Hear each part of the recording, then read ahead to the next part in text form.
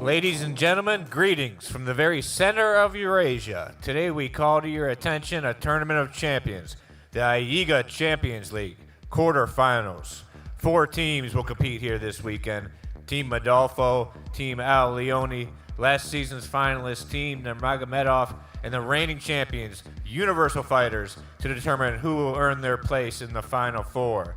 First, let's call to the stage the first pair of teams that will compete today.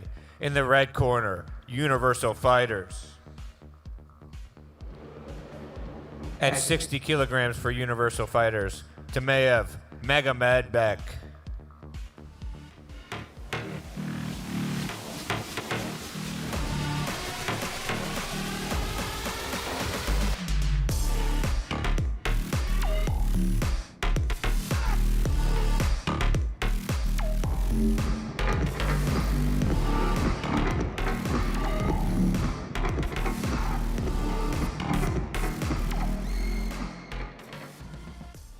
And at 65 kilograms, Shabanov Magomedov.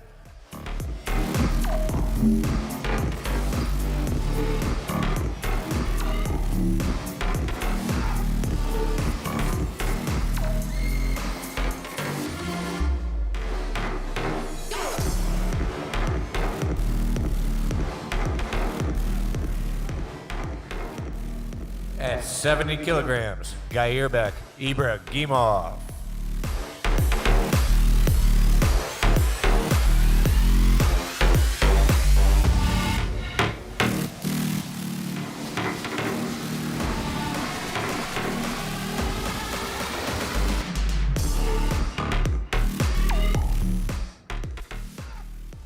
At 76 kilograms, Kite Masov Hashi.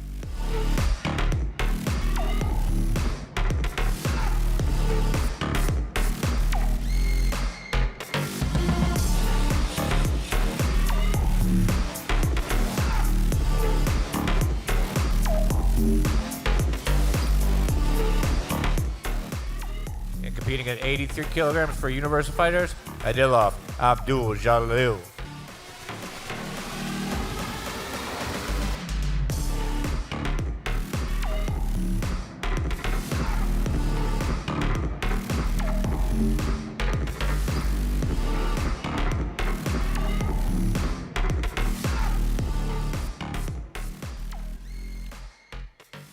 Competing at 91 kilograms, Abdullayev Gaji Morad.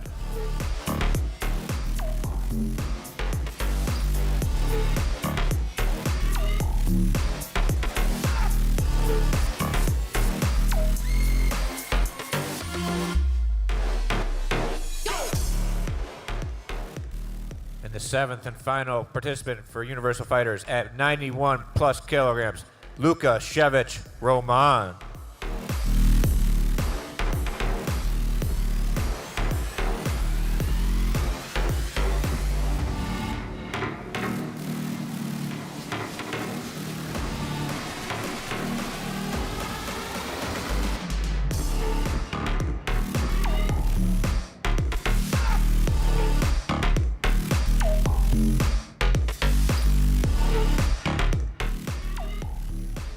And their opponents in the blue corner, Team Leone, represented first at 60 kilograms by Gary Tang.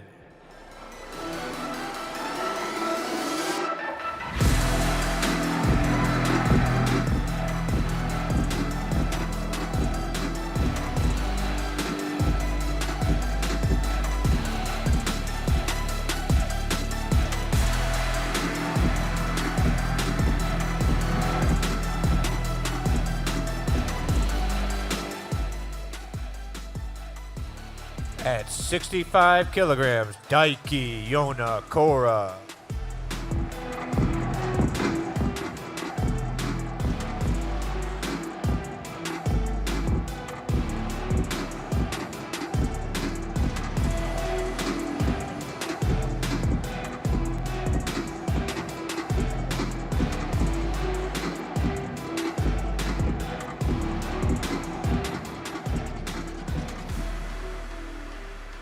At 76 kilograms for Team Leone, Shu Huai Xing.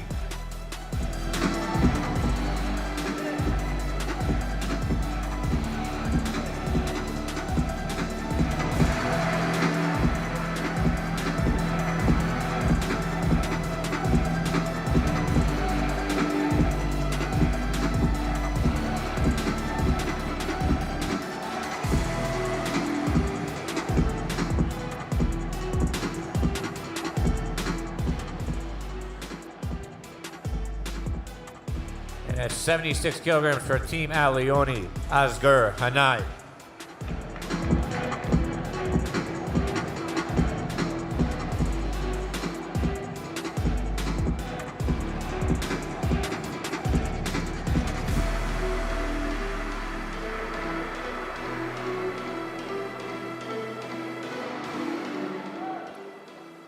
At 83 kilograms, Joseph Chen.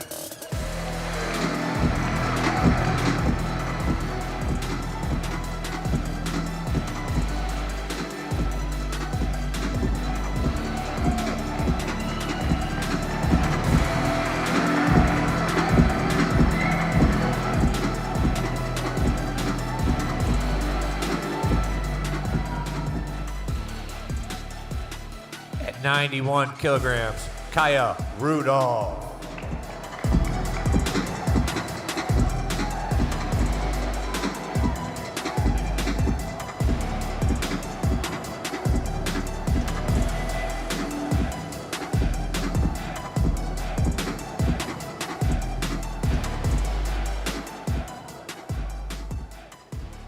And the final participant for Team Leone at 91 plus kilograms, Daniel Schwartz.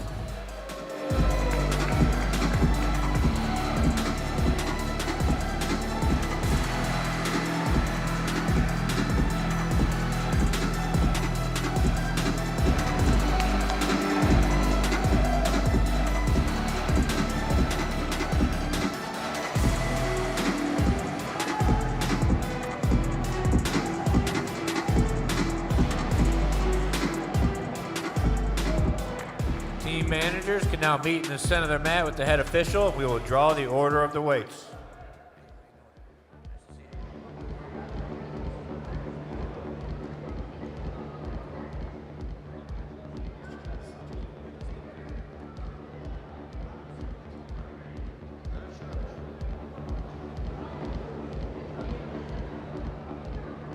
First weight will be 60 kilograms.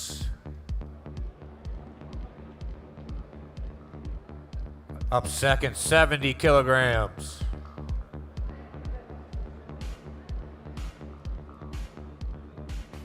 The third weight will be 91 plus kilograms. The fourth weight, 65 kilograms.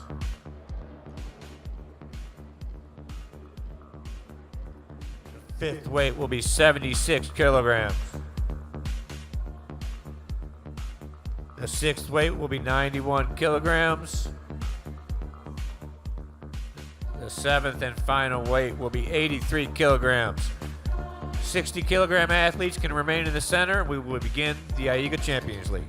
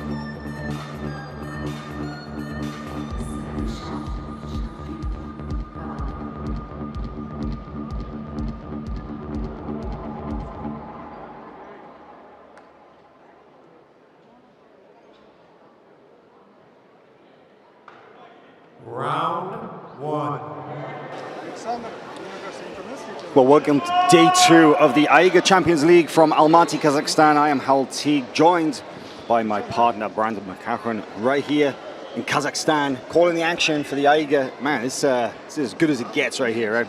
And they're getting started right away. First match of the day is in the under 60 kilogram division between Universal Fighters and Leone, the first of 3 5-minute rounds. Just a reminder that we have 7 face-offs, 7 matches in this series, this team versus team series of Universal Fighters from Dagestan up against Leone, the Pan-Asian, Oceania, right? You got a real eclectic mix of nationalities going up against the team from Dagestan.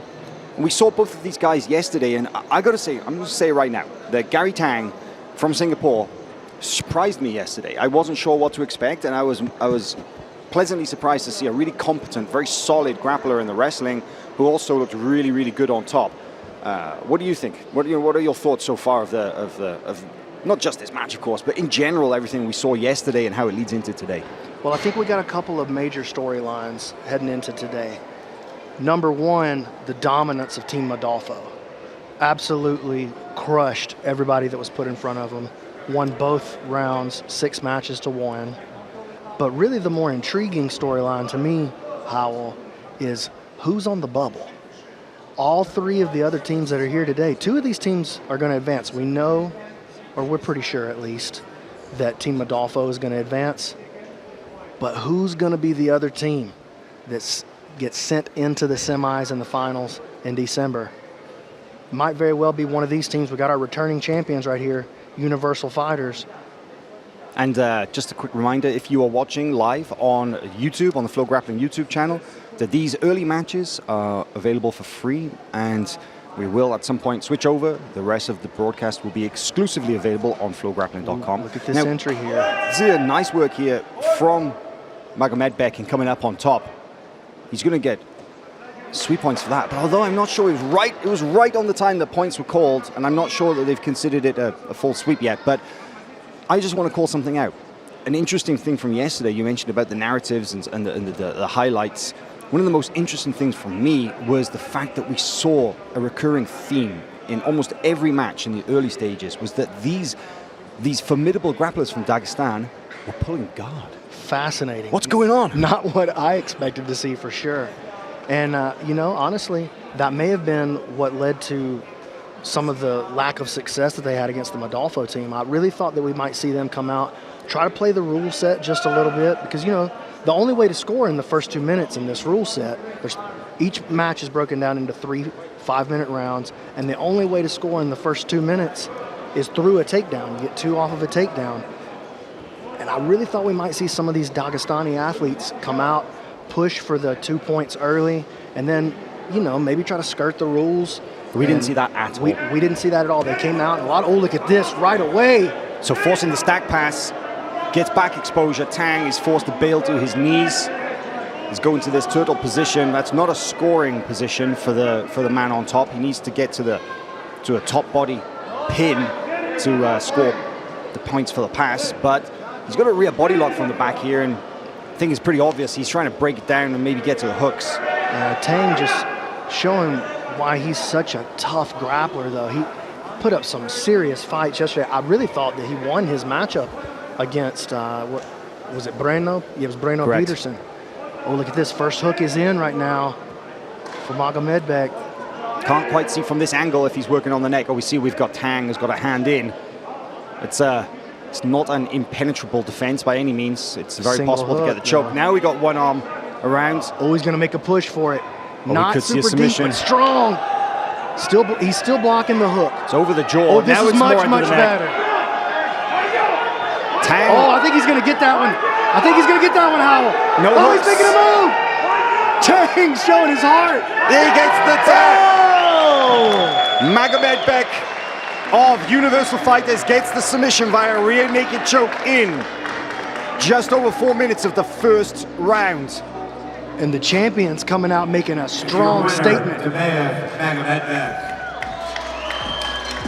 Yeah, an early submission like that. That's 1-0 up now against Leone. And of course, this is a 7-match series. In effect, it's the best of 7. And That's a good way of starting, because not only is it a solid win for the team, but it's a statement. Yeah, big play. And importantly for this Universal team, they're going to have to face off against Modolfo later. And that's time that was not spent on the mat. And that's confidence that's added to his plate when he has to take on this Modolfo team in a little bit. Big finish.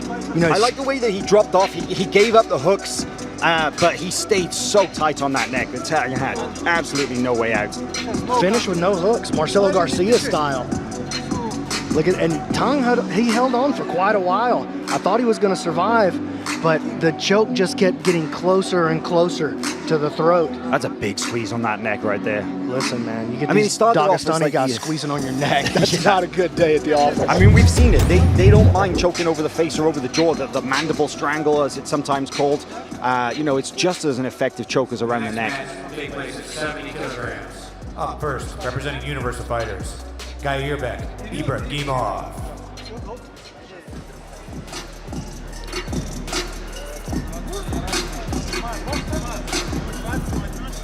So Giancarlo Bodoni coming to the mat. We saw him in action here yesterday also.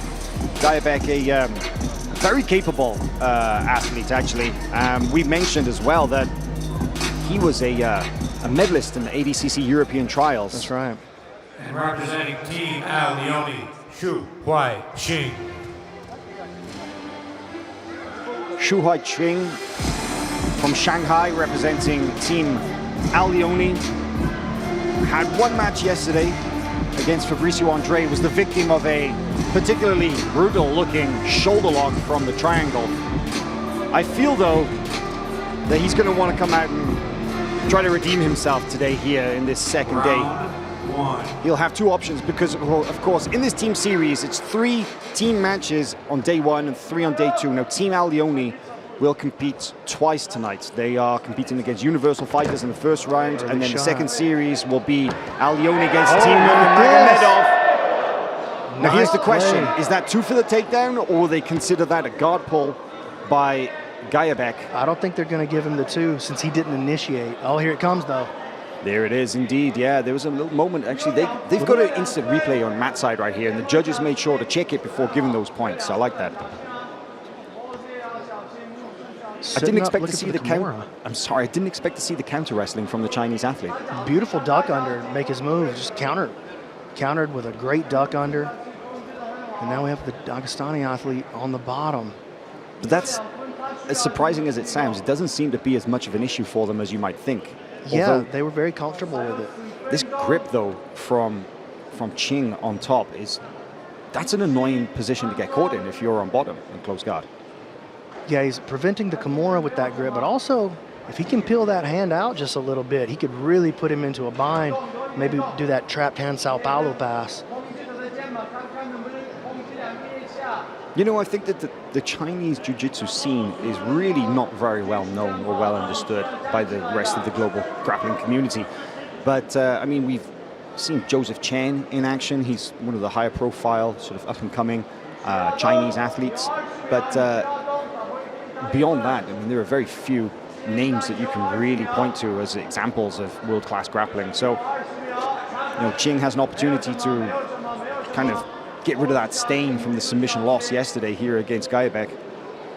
But he's at risk of getting penalized for stalling. Exactly what I was about to say. They put the stalling clock on him, and they haven't done anything to wave it off, and they are going to issue a stalling penalty. That's a -1.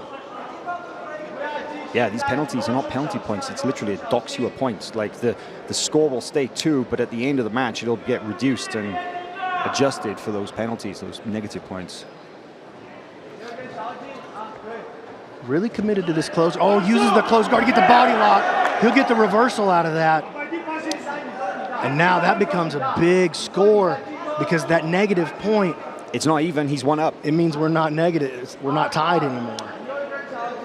Yeah, just a reminder for the viewers at home that the rules here, the 3 5-minute rounds with 1 minute break in between, just like an MMA fight, but the points, there are no points in the first 2 minutes of each round, but only for scoring takedowns, but no pass points, no back control points.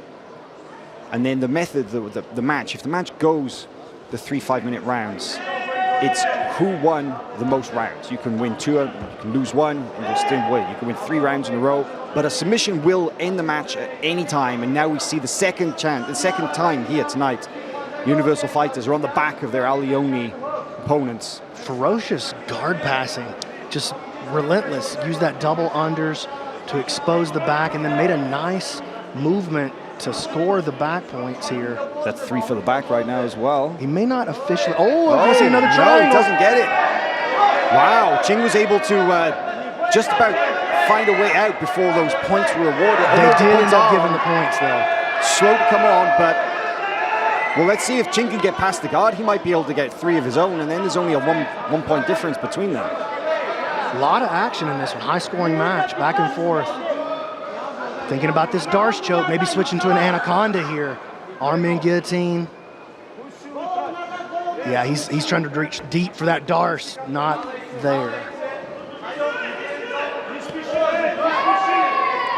Now look to see the wrestlers, the Dagestan come up from bottom. They're very, very good at wrestling up from bottom. We haven't seen too much in the way of stand-up wrestling from them, but they have been wrestling up quite a lot. And they're very, very good at it. And they're very nice movement to the back.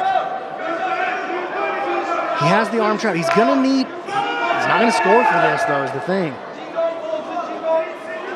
Yeah, this is more like a crucifix. Trying to isolate and bust this grip.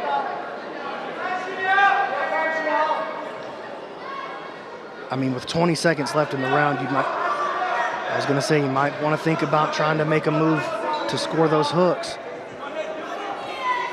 Abate, nice recovery there. Chen keeping on the pressure and keep going forward. He's got back exposure again.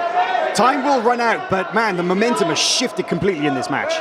The momentum has shifted, but the momentum now stops completely because we do break to move into the next period. That's what I love about these rounds, I Brandon. like it. I really do like it. So that's 1 round in favor of Universal Fighters in red. Abate takes that one via points, 5 to 1. But that's an opportunity as well, you know, that Chen, man, he was finding success. He was finding success with these exchanges here. He was doing a good job. That was the early takedown that we saw, the counter wrestling from the Chinese athlete. Look at that. Utilize the double unders to clear the position, but it was that body lock coming up off of the closed guard. But then I feel like on the ground, I feel like while Abate did have a time as well of a brief moment of back control where he seemed to threaten Chen, and Chen was putting on the pressure from top, and scary moment there. Yeah, brief look at the triangle armbar. But I feel like, you know, Chen's well into this match now. He's got a feel for what the Universal Fighters athlete has got. Let's see if he can keep that pressure on. Well, I feel, you know, we had a definitive winner of the round based on the score, but I don't feel like we had a definitive winner based on who's the man right here, because it was very back and forth. Each guy had his moments.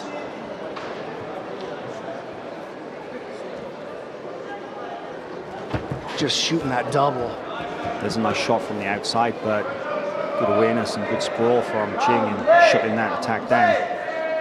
And you see it, based on what we saw yesterday, a lot of these Dagestanis, they like to shoot with sort of no setup and then make the second move. They're looking to just engage the wrestling because they, oh, look at this, arm drag, trying to get to that. It's almost like the first link in the chain, right? Yes. Because they chain wrestling attack. They're just looking to connect. That shot just gets hands-on, and then that's when they really start getting to work. Interesting little eye poke there. Chen wasn't happy about that. Abate was trying to apologize. Yeah, referee told him to suck it up and get back to work. I think we're going to see Ibragimov. Boy, Alabama guy trying to pronounce these names, Holland. This is a tough day for me. Don't worry, Brandon. They struggle with yours, too. I think we're going to see him initiate the shot again. There's that arm drag once again from Chen, and Chen's going forward. Wow, hard clubs. Yeah, he's like, okay, you want to go hands? You want to get handsy? Let's let's get heavy with those collar ties.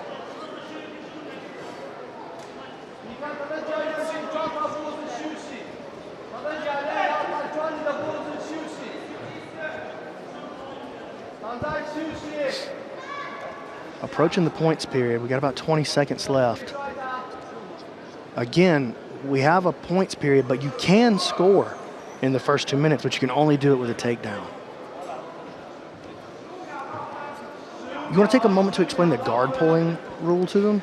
Yeah, that's an interesting one. That guard pull is hit with a negative point unless it's in the first 2 minutes. It's interesting. Takedown score and guard pulls are not penalized in the first 2 minutes. Oh, and now there's that arm drag into the single, and he got a lot more contact off of that, a lot more depth on that shot than what Chen's been able to get on his. Points are in now. And this is the longest stand-up wrestling phase we've seen, I think, in most of the matches yesterday. Very few of the matches had this much stand-up wrestling. Easy entry onto the single leg. Tries to step around to the outside and collect it with his left leg. That's a good front headlock, though, from Chen right there. Yeah, using that front headlock to counter. And generally speaking, what we've seen so far, these Dagestani wrestlers do not mind being put into the front headlock. They use it as an opportunity to counter. Yeah, it's almost not a negative position for them, right? They have their way out. It's just an engagement to them, it seems. And we haven't really seen that backfire on them yet.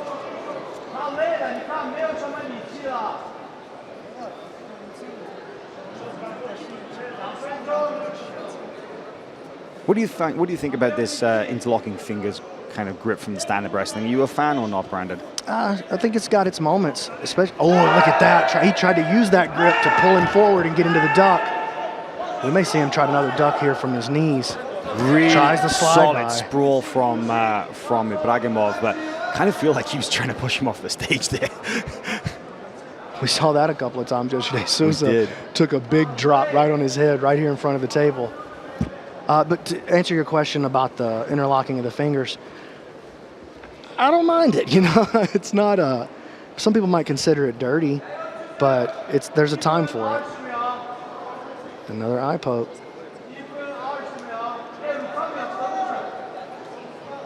Well, we haven't seen any real ground action in this round so far. And if the round goes to 0-0, it's considered a draw. So it's... But they score the fight as a total. Exactly. Oh, look at that. There. He's got a good lock around the waist. He's going to use it to get his two right here. That was beautiful. He cut that angle and then got in really deep, and that really allowed him to pass. Buggy choke attempt? That could be a clean takedown right there. He got 2 so far. If it's a clean takedown, it's 4 points. But they've given it a separate takedown and a pass. Yeah, and I agree with that ruling. Mm-hmm. It wasn't one clean movement. It was like 2 combined. There was definitely a moment of established guard play. Knee to the belly, but it's going to be a recovery here. Oh, 5-point lead at this point, though. That's pretty insurmountable for Chen. For this round, at least. Yeah. So that going into the third round, 2 rounds down with 1 left to work, you know, the only way that he could win that match now would be by submission.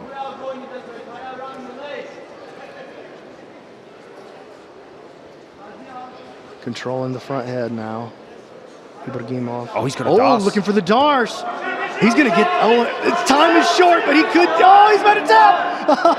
The referee called it as the hand was fluttering. Oh, that was so close. The hand was up and almost hit the leg, and the referee said time. So that is classed as a 5-0 win, not the submission, because that would have just ended it right there. That was so close. Honestly, another 2 seconds. Maybe not even that long, maybe another second. He had his hand up, ready to go. A lot of good action in this matchup so far. That DAS slid in as well, right? He made it happen quick. He did, and it was smooth. It didn't seem like he had to force it. It's a high-level grappling going on from these universal fighters. You know, the style of grappling is a little bit different. It's still jiu-jitsu for what we know as, but it's interesting to see their general approach and their general philosophy, the way that they combine their their South Caucasus style wrestling with the submission holds. See, right there, talking about those interlaced fingers, he used that grip because you can't break the grip. He used that to pull him forward and take that momentum and try the duck under. He wasn't successful with it. That was the takedown that scored right there. We only saw a flash of it. That was the DAS choke that nearly finished the match, but It took Gajabek a while to find his way through the defenses, but when he scored that takedown, it was very decisive. And we're back in for our third and final round in this 3-round encounter. Round 3. So Gajabek, all he needs to do is, well, I mean, a draw would be enough. He can win by points, of course. He can still submit, but this match is his so long as he doesn't get submitted. He can get scored on 20 points to 0, and he can still win this match. Because the points are not cumulative across the 3 rounds. It's he won for round 1, he won round 2. If the other guy wins round 3, it doesn't matter how, as long as it's not a submission, he wins the entire match. And you see Chen trying to use his butterfly hook to create some elevation, disrupt the base, but I mean, that's going to be so hard. You see he got a disruption of the base, but quick movement with the hips. Hard collar tie off the bottom. Heist. And then back in, nice little dummy sweep attempt, but right into that knee slice. Nice recovery, but Gajabek was right on that. That was a really well-timed knee cut right there. Just didn't quite have the upper body control to be able to establish the position, but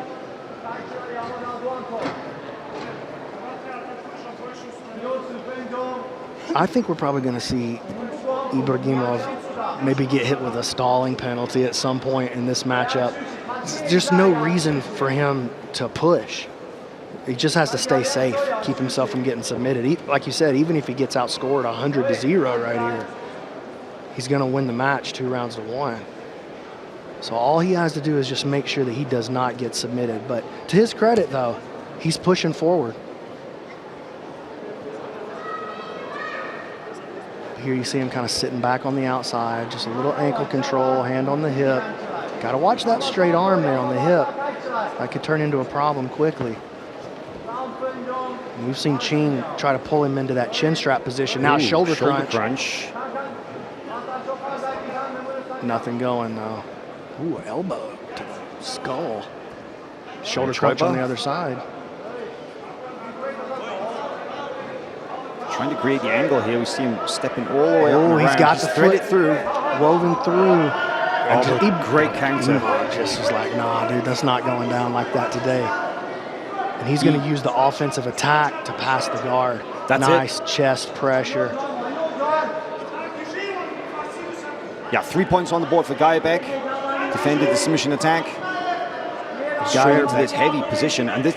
Man, he's putting on the pressure here. He's not moving. He's not looking for attacks. He's just going to staple him to the mat. Yeah, here's the knee on the belly here.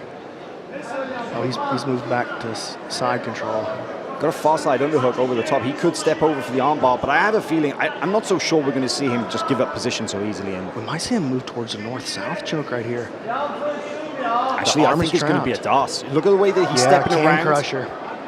He's got the DAS set up right here. Here it is. You're right. It's in.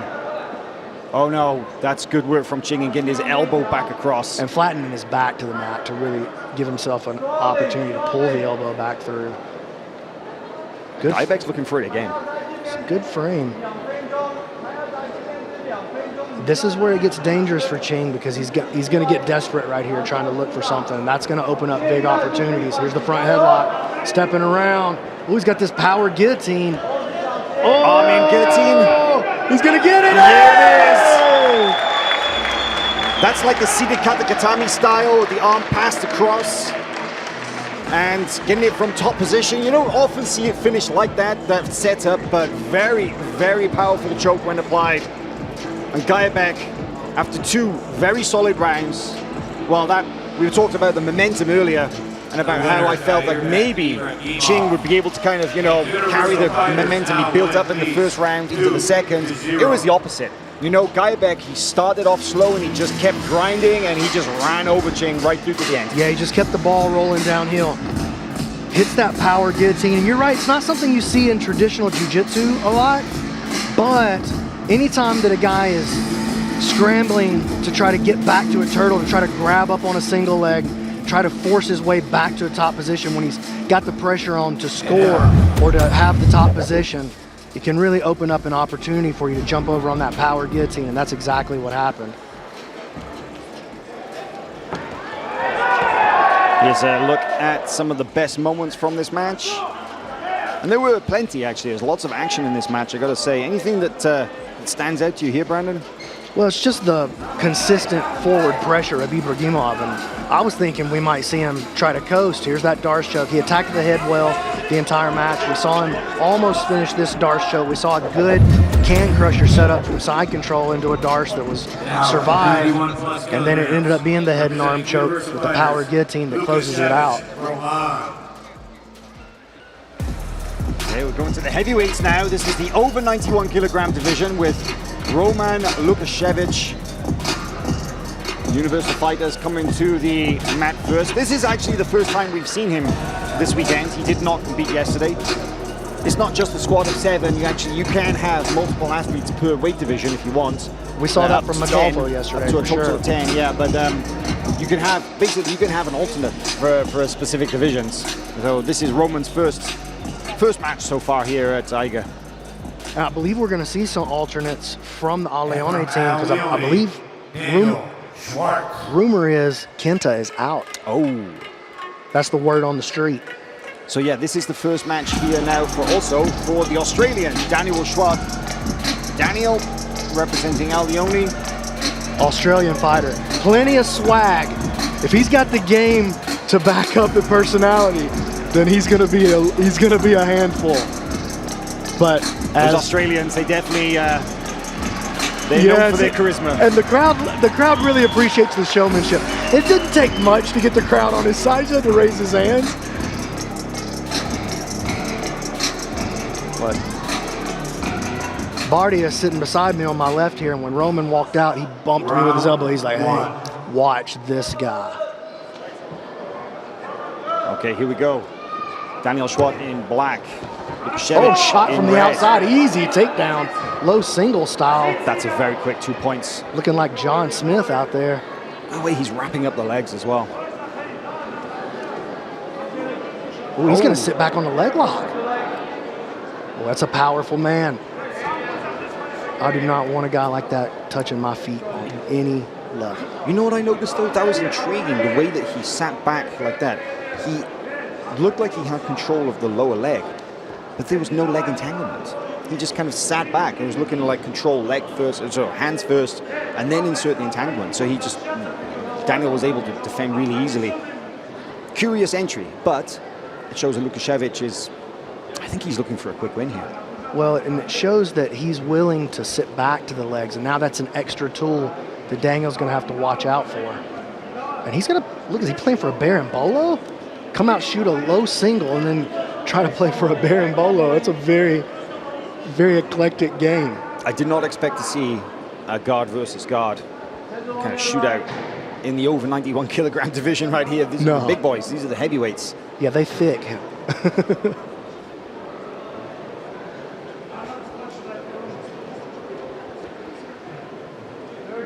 A little bit of a stalemate right here. I feel like they're kind of, nobody has like a clean entry or exit. Okay, Schwartz able to kind of position his way out on top, but no points or anything for that. I mean, we're not into the point stage yet. That comes at the 2 minutes in. And let's see what Daniel's guard passing looks like. I mean, he's going to have to play him pretty tight, or as soon as he starts to get a little ground on the pass, Roman's going to just pop right back to his feet and turn it back into a wrestling engagement.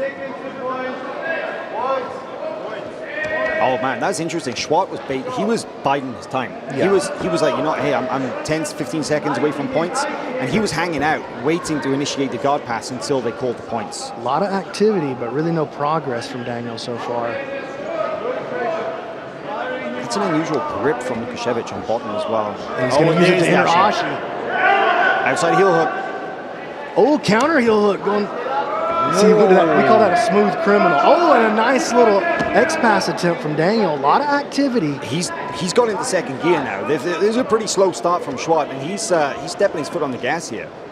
You like that counter heel hook, right? Oh, I do. I love that play, and it's a great one against the standard Ashi. Lukashevich felt it. If you leave your foot hanging out in the middle right there, I've seen some pretty gnarly injuries come from that exact play. Yeah, Lukashevich bailed on that heel attack immediately when Schwartz had the answer.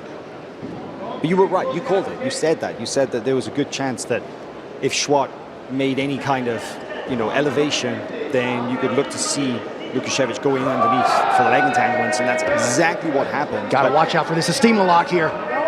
Not going to be there. Not Toes, quite. Yeah, it would have been, even if he would have had a tight grip on it, would have been more of a straight ankle pressure. But you notice he's got that ankle taped up. Yeah, that's a sign. And that Estima lock can pop on fast. We've both seen some gruesome injuries. People First don't one, that tap to Lovato. Estimas. They scream. There's not a lot of time to tap, man. Famously, that Lovato matchup where he got popped in 2009 at ADCC. That was really, cartwheel. And uses it to try to move towards the north-south now. Got to watch his arm leaving behind right here, though. The follow-up came immediately after the cartwheel and nearly broke through. This is really nice body weight distribution here against the lever on the knee. Daniel. I think we'll see Daniel go around to his right now. He's got that scoop grip. No, Lukashevich clears it. I think if I'm Daniel, I would try to bait him into sticking that foot up there again for the Estima lock. He obviously has a proclivity towards it, feels confidence with it. I feel like you called something earlier. You mentioned again about how, if Schwartz was to kind of, come up off the mat, it would open up those leg entanglements. He's doing so, but I think that he's read the situation as well, because he's doing so in a position that doesn't allow Lukashevich to shoot the legs up. He's doing it from just slightly further outside. He's certainly not standing closer to the hips. Yeah. A lot of outside passing, but the problem is, outside passing, you've got twice as much distance to cover. Oh, and he's going to sit back on an inside heel. Oh, that's good. Oh, and getting a big grimace. Submission win! 10 seconds remaining in the first round, and Daniel Schwartz of Leone gets the first win for his team by submission.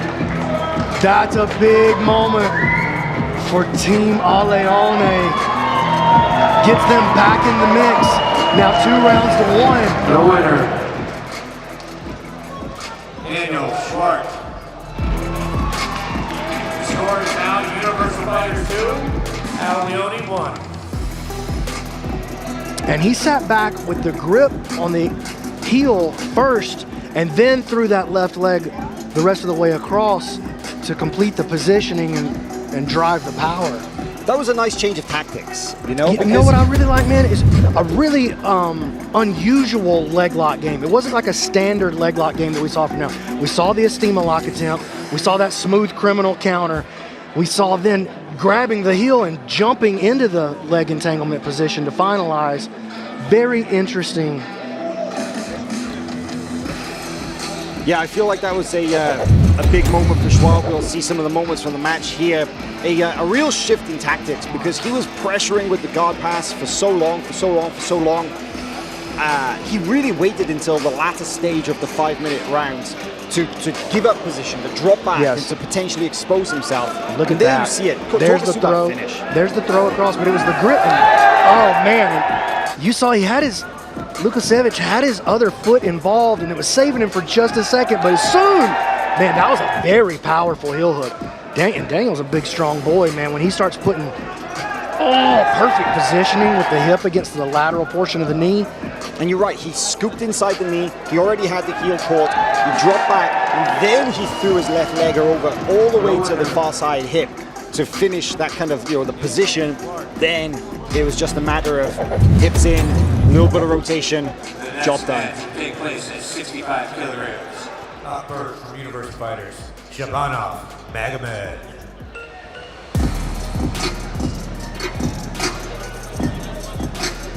65 kilograms. So the order of the weights is randomized, it's decided by random draw right before the two teams that are face off. The two team coaches will come out and they will pull the cards out of the envelope to determine the order of the matches. There's no strategizing, it's just luck.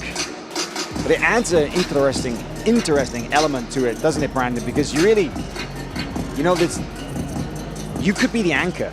And it could all come down to you, and you don't have a choice in that matter, and you can't field your strongest guy to be the anchor either. Yeah, I think it makes it interesting. There's a lot of really interesting things about this rule set.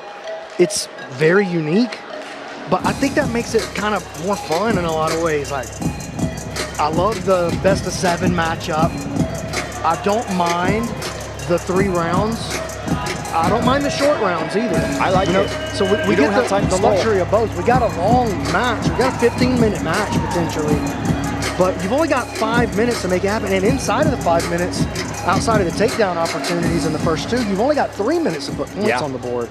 So you have short, intense matches, and I'm expecting an intense match here between, in red, from Universal Fighters, Magomed Shakhbadinov.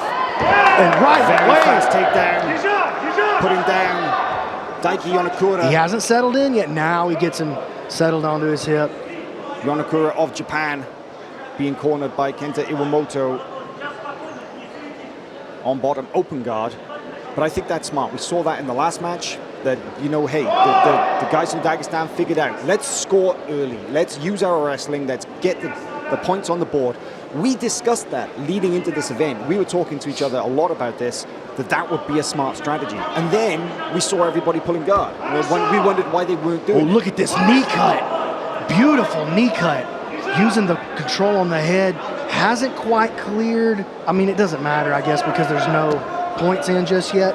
Now the double underpass. I said short, intense match. I didn't expect it to be this intense. We're less than 1 minute into this match. Already Shakhbadinov is he's 2 points up, and he is just driving forward for the guard pass. Even when the points don't count, he's going for the kill. I think this Universal team, they're here to defend their title, and they're not playing around. I think they've learned their experience in the first AIGA season, being the champion, and then their experience yesterday being out here and, you know, getting out and playing the guard a little bit. I think they came out here with a different strategy today. We're going to go out and we're going to put it to these guys in the opening 2 minutes, and we've seen that in pretty much each matchup so far. Well, let's put it into context what this means as well. So Universal Fighters only had one team face-off yesterday. They went up against Team Nurmagomedov, their crosstown rivals from Dagestan, and they lost. They lost 4-3.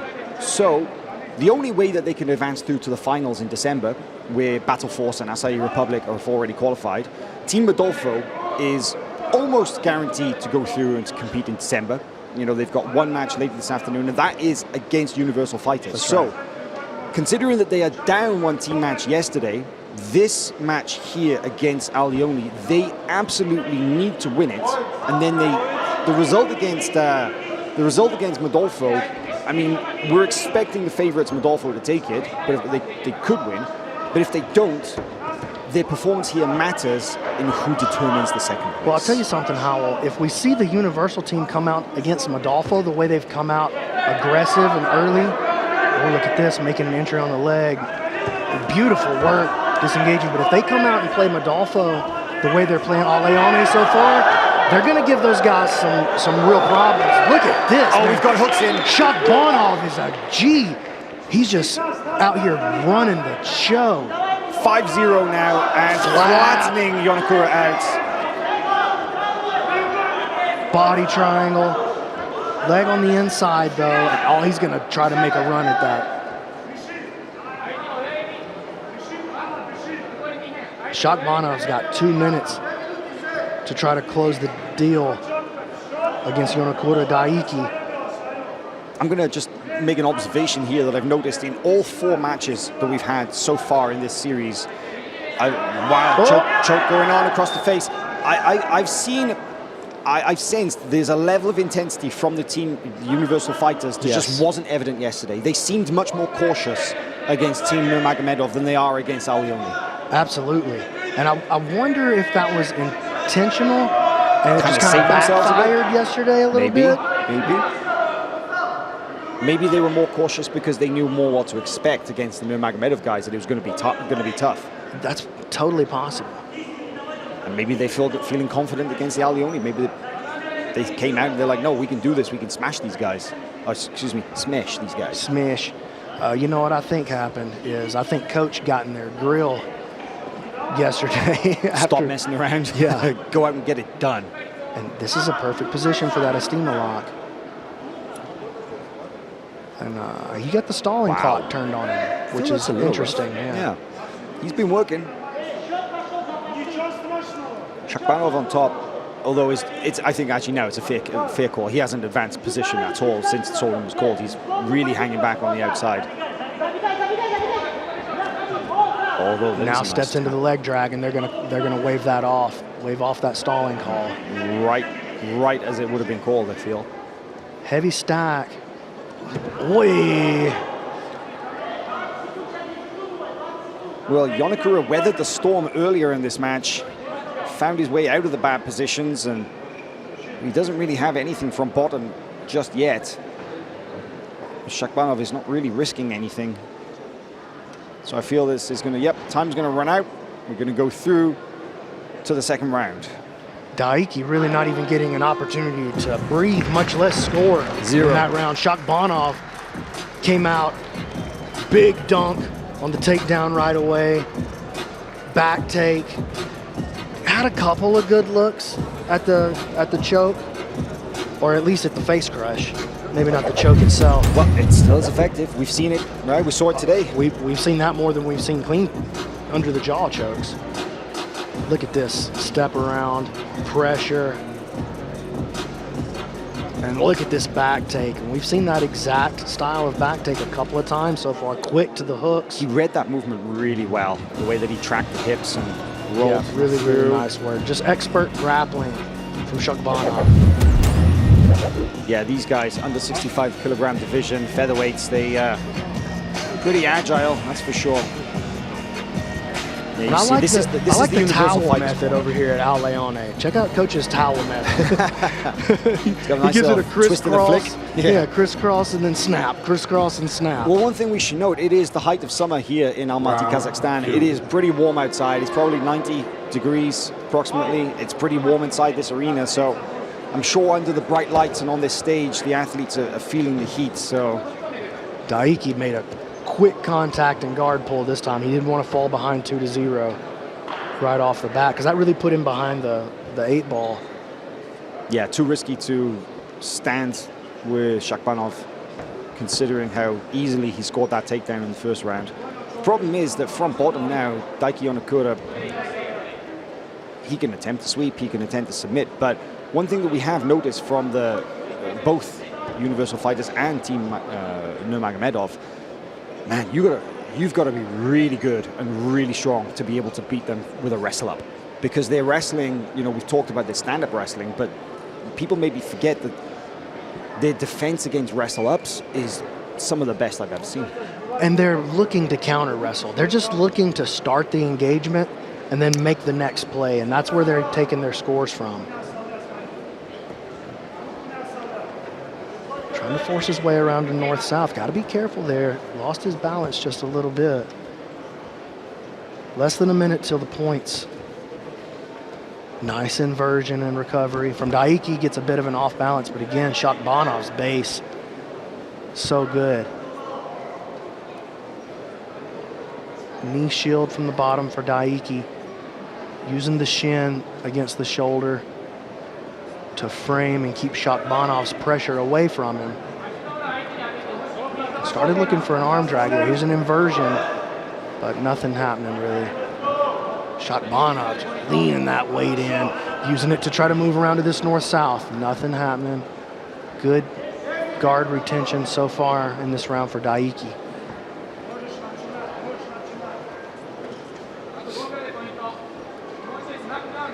And here come the points.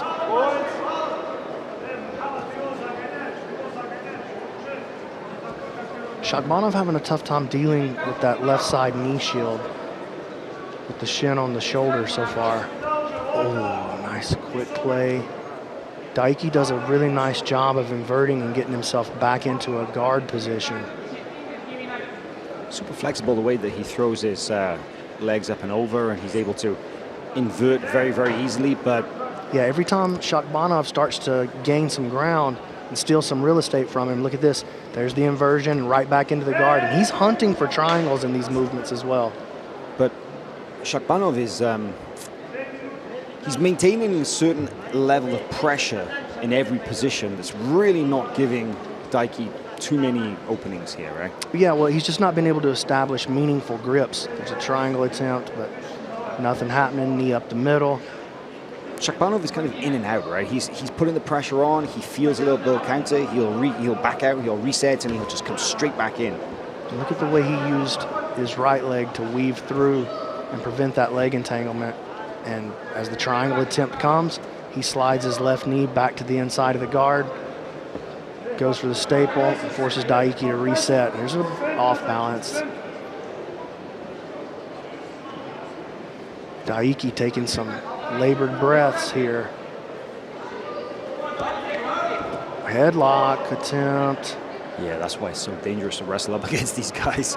I don't think I'd want any of these Dagestanis grabbing my neck. Look at this, they start the stalling clock for Magomed Shakhbanov. That's interesting considering his work rate, but it's not just how busy you look, it's about are you making meaningful pressure to advanced position, and the referee was not convinced, although he took it away now. This is real pressure. And it's consistent pressure. I'm surprised to see the stalling clock turned on against him. I mean, he's working, he's just not gaining any ground. Aiki with excellent guard retention. Yeah, he's throwing up opportunistic submissions, but there's no setup behind him. No, there's nothing. There's no real there. control. And against a guy as strong and submission aware as Shakhbanov, that's not going to cut it. You'd have to hope that Shakhbanov basically just falls into a submission, and that's just not happening. Thought we might see an opportunity there for Shakhbanov to complete the pass. Had a quick look at the side.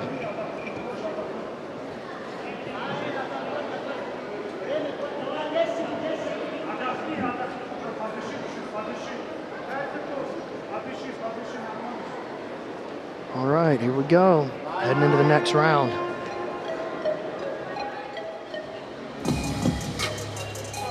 So that was 0-0. That's a draw, which means that the match comes down to this last round now, because we've got one round in the bag for Universal Fighters, who we see there on the screen.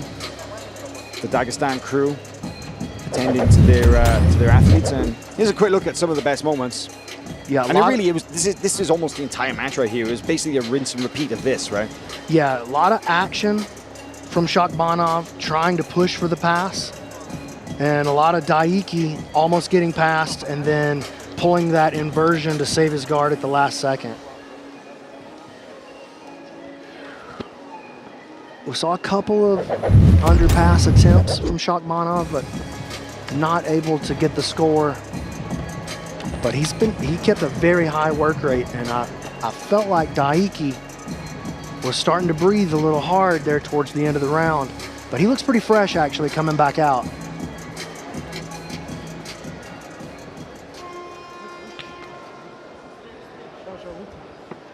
Yeah, a little bit slow to come back out onto the center of the mat, but round 3. He is looking refreshed. Magomed Shakhbanov. There, very Shoots fast that low shot. single quick.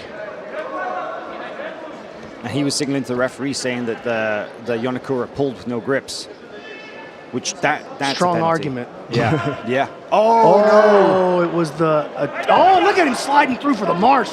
Duck under counter. Great wrestling there from Magomed Shakhbanov. They did end up, look, check this out. They did penalize Daiki for that guard pull. Yeah, negative point for the guard pull, and that takedown is not going to score, though, it seems.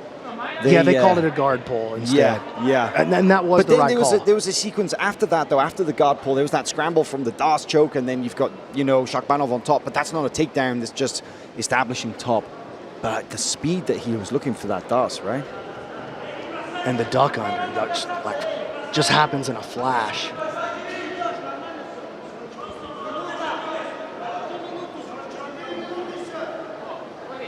One minute in, pace has slowed down a bit. That was a very fast start.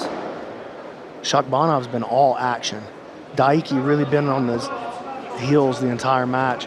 Tries to create an entanglement. Shakhbanov kicks away. They'll restart him back to the middle.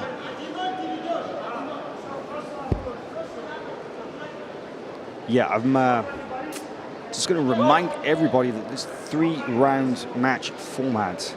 So round 1 was a points win for Shakhbanov. And a dominant round 2, one at that. a very dominant 5-0. The second round was a 0-0 draw. So If Shakhbanov wins this one by points, he takes the entire match. If Daiki Yonagura takes it by points, then it actually goes to a decision, and the judges will consider it, because basically 1 round each and then 1 draw. The judges will confer amongst themselves and issue a decision. But a submission can win it for either man at any moment, and that is an outright end to the match. Shakhbanov basically ahead 1-0. He just has to make sure he doesn't get caught and he doesn't get hit with stalling on his own. Points have just been called. Daiki tries to keep him away. Shakhbanov closing the distance immediately. Pressuring down onto the leg. It feels like Daiki is just in counter-attack mode completely here. He's not really looking for setups. He's not unbalancing. He's not attacking. He's not able to. That's the truth. That's it. Yeah. In his defense, it's not that he hasn't tried to off-balance him. It's not that he isn't looking for those triangle opportunities after the inversions. It's that Shakhbanov is just refusing him. We've seen him make a couple of attempts towards the leg, and anytime he gets close, Shakhbanov kicks away and then immediately re-engages into his pressure passing. There's the weave across. Shakhbanov pressuring, trying the other side now. Maybe gaining a little more ground with this side. Oh, there's a bit off balance. Face planted into the mat, then bounce back up into position. Immediately, too. Yeah. Shakhbanov has just not been able to. And there's a nice grip on the leg. Let's see what he's able to do with it. Excellent counter work, freeing the knee. Oh, we're going to get a sweep out of this? No, we are not. Oh, this is a very interesting position here. Scrambling back towards the top. Here's the switch.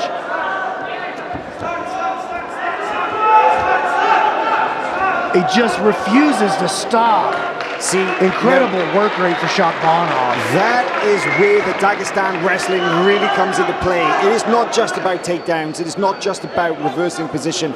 It's about that. It's about being able to scramble out of these really weird, funky positions into back onto the attack, right? That's just incredible work there. The solid base. Daiki Yonagura, I mean, he was close to getting on top, but and you just said it, he just refused to accept it. Yes.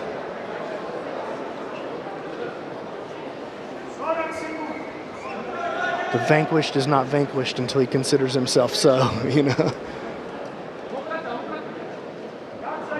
No quit in these guys. And this is really the kind of thing that we were expecting to see from the Dagestanis yesterday. And they've come out and delivered in spades today. 30 seconds to go in this matchup. During the course of that last exchange, Giancarlo did pull guard and received another negative. So essentially down 2-0 right now. I'm so impressed by Shakhbanov's ability to scramble. Just the scramble is just key. His movement, his speed of movement is so impressive, and that is it. Final seconds, 2 negative points against Daiki Yonagura of Japan, representing Leone. So that means Universal Fighters take their 3rd win in 4 matches, this time by points. Shakhbanov Magomed against Daiki Yonagura. Now Universal Fighters 3, Leone 1.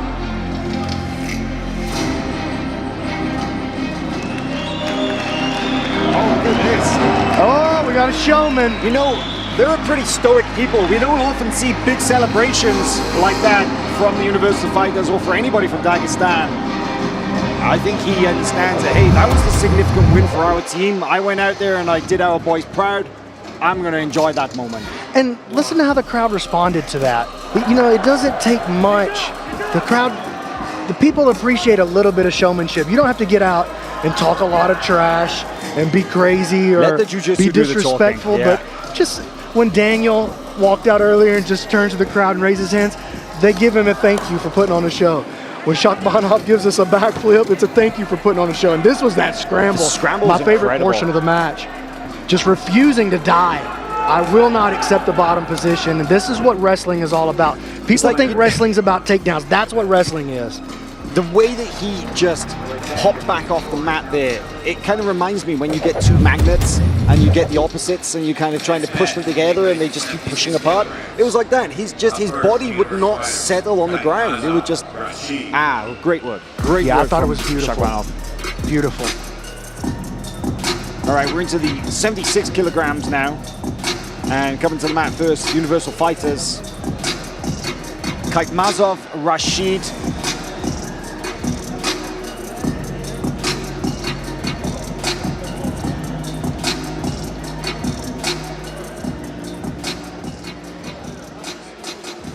That last matchup, really a classic jiu-jitsu versus wrestling matchup. Wrestling and sambo coming out on top in this one. Jiu-jitsu guys are gonna be mad at me for saying it, but it is what it is. Jiu-jitsu won yesterday, but that last matchup, that was wrestling, baby. Yeah. Can't be mad about that. You can be mad about it, but it don't change what happened. Oscar Hanay, a Turkish competitor. Again, in this kind of Pan-Asian, Asia-Oceania team. Al Leone, there's a look at the two competitors. In the red is Rashid. In the black, Osgar. Round one. First time we've seen Osgar compete this weekend. Rashid competed yesterday in the face-off between Universal Fighters and Team Nurmagomedov. Oh, quick shot on the single, easy takedown. Easy money just on his first shot. Gets a quick takedown. Rashid won his first match yesterday by points against Team Nurmagomedov. Let's see what can happen here against Team Al Leone.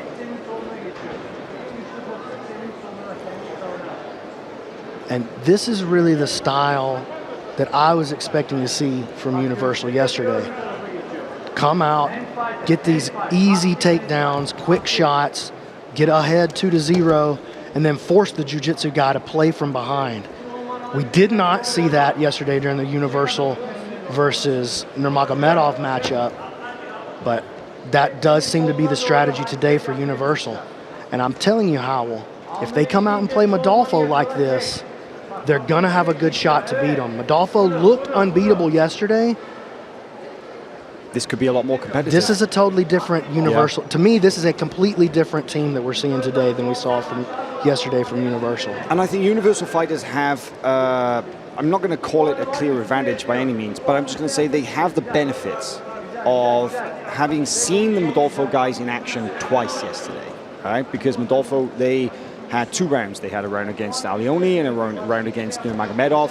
Universal Fighters, they only had one yesterday. So they had the opportunity to study their opponents and to game plan for it. It's not going to be the same game plan we see here. Right here. We won't necessarily see the same game plan from Universal Fighters against Modolfo as we're seeing here, but that energy, that intensity, hopefully they carry that through. I think if they do come out against Modolfo with this same game plan and same strategy, they're going to put some of those Modolfo guys behind 2-0. Early takedowns. You see this. You see this right here, man. 2 points and then wait. You know, and I'm surprised he didn't get hit with a stalling call. Easy guard pass. I mean, that was what it was about. He was, number one, he was waiting for the points to become active. Number two, quick move to the back. Beautiful footwork. Number two, he was looking for the opening. He was using that side-to-side footwork, and then you saw that really quick move into side control. 5-0. Some fast feet on that Dagestani. Look at that. He tries to jump into a knee slice. Man, Osgur's got to be careful right here. Wow, look at that footwork, just back and forth. I mean, it kind of looks like Fabricio Andre. He does. This is exactly the way that Andre looked yesterday. Changing sides, probing for weaknesses. He's looking to win this inside position.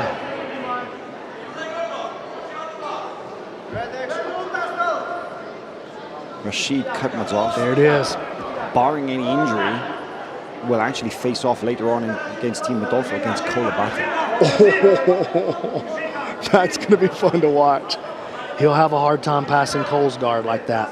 But yes, he might not have a hard time getting the takedown. Well, let's see. We've never really seen Cole's wrestling tested like that, right? I agree. But if you know, Rashid shot from the outside before contact, and if he takes that and makes that play against Cole, because Cole's not going to be allowed to pull guard without contact. And so if he can take that shot from the outside and put Cole on his back and then just not get swept or subbed, I mean, look at this dude. Rashid up 10-0, just stacking up points. Gets into a little bit of engagement, and then bam, out of there, and we're going to go again. Reset to the middle. 10-0 with a minute left. That is quite the turn-up. This is a totally different Universal team than we saw yesterday. It is. This Universal team that's here today is that's the champions that we saw during season 1. Oh, nice John Wayne, lever sweep there. But it's not from Oscar. I was going to say he wraps it up. That's 2 points. That's significant because that's the first real time that he was able to make contact from guard, because those guard passes, like Mazov, came from way on the outside. And now he's in a good body lock pass. Using the butterfly and the overhook from He's the given bottom. up the lock though. He's only got the sort of the Sao Paulo style underhook. Posting on the inside knee, trying to force a half guard, top half guard. But that butterfly hook's going to keep Rashid in the opportunity to stand back up, just like that. As long as that butterfly hook is in, you got a frame. 10 seconds left. You've always got an opportunity for a heist, and that's exactly what Rashid does. And Ozgur inviting the takedown. All right. Wow. Okay, that was interesting. So, you know what? Ozgur's not out of this match, I would say. He definitely not. He got caught slipping a couple of times. You know, the quick takedown and then those 2 very, very fast guard passes. However, when he was able to make contact, he actually got some good work done. Let's take a look at this guard pass. Just easy. I mean, honestly, that's the easiest guard pass that we've seen throughout a day and a half so far. And every time, with the exception of once, that Ozgur got a little bit of purchase, every time he gained a little bit of purchase. Love it. Control of the wrist, kept it stuck to his hips. But it was a mistake from Rashid, though. Right. He tried to backstep and flip his hips, and just in the wrong moment. Here's another look at it from a different angle.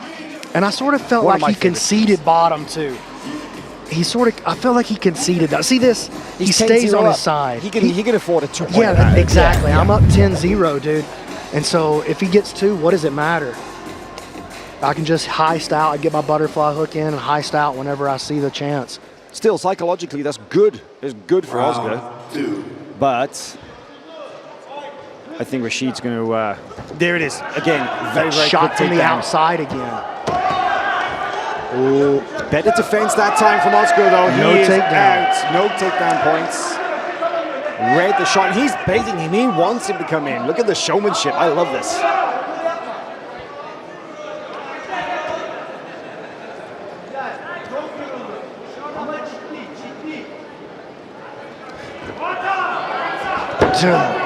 Dumps him. Absolutely dumps him. Sticks him down.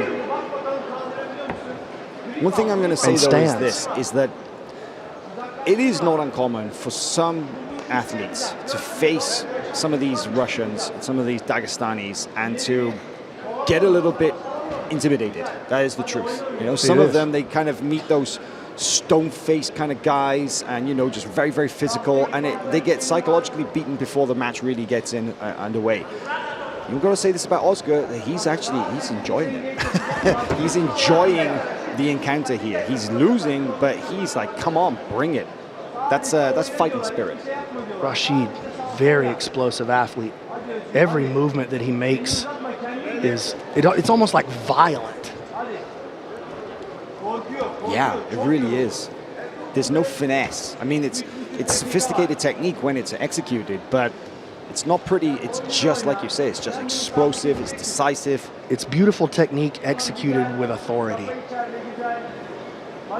When he sees his moment to explode, oh, nice 2-on-1 grip, but that ends up being the thing that almost got him in big trouble there. He held onto that grip, got his arm pulled away, and almost got bellied out.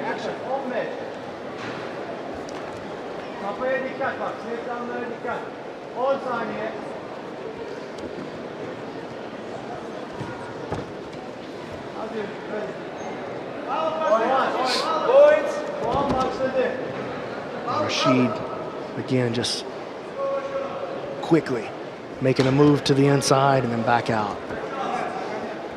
Osgur got to be careful. When he pushes away like that, he's opening that knee-elbow space. Ooh. Trying to play possum a little bit. That's risky. Well, he's down 1 round, and now he's down 2-0 in this round. And even though we saw 2 guard passes that scored for Rashid, he didn't look for a single submission attempt. You know, he kind of got the points, and then he was up and out. He's like, yeah, I did what I needed to do. Oh, look at that. Sticking to the game plan. And that's been the recipe for a couple of these fighters over the weekend. Pressure the open guard, force him to go supine, and then walk around, pressure the shins, and open that knee-elbow space to push yourself into the north-south position to complete the pass. 5-0 on a stalling call from the top of side control. Wow. I mean, that's literally like 10 seconds or so after he established side, and they're like, get to work, boy. I wonder if maybe they're not penalizing him because he's moving so fast the rest of the time. True. Every time he stops moving fast, he's not working anymore. I mean, for me, this is where you should initiate a stalling call. This is the spot for it, right? Yeah, not side control. He's on the outside, he's walking back, and he wasn't even making grips. That for me is what I consider active stalling. You look busy, but you're not doing anything. At the same time, though, he's created guard passes from that. That is true.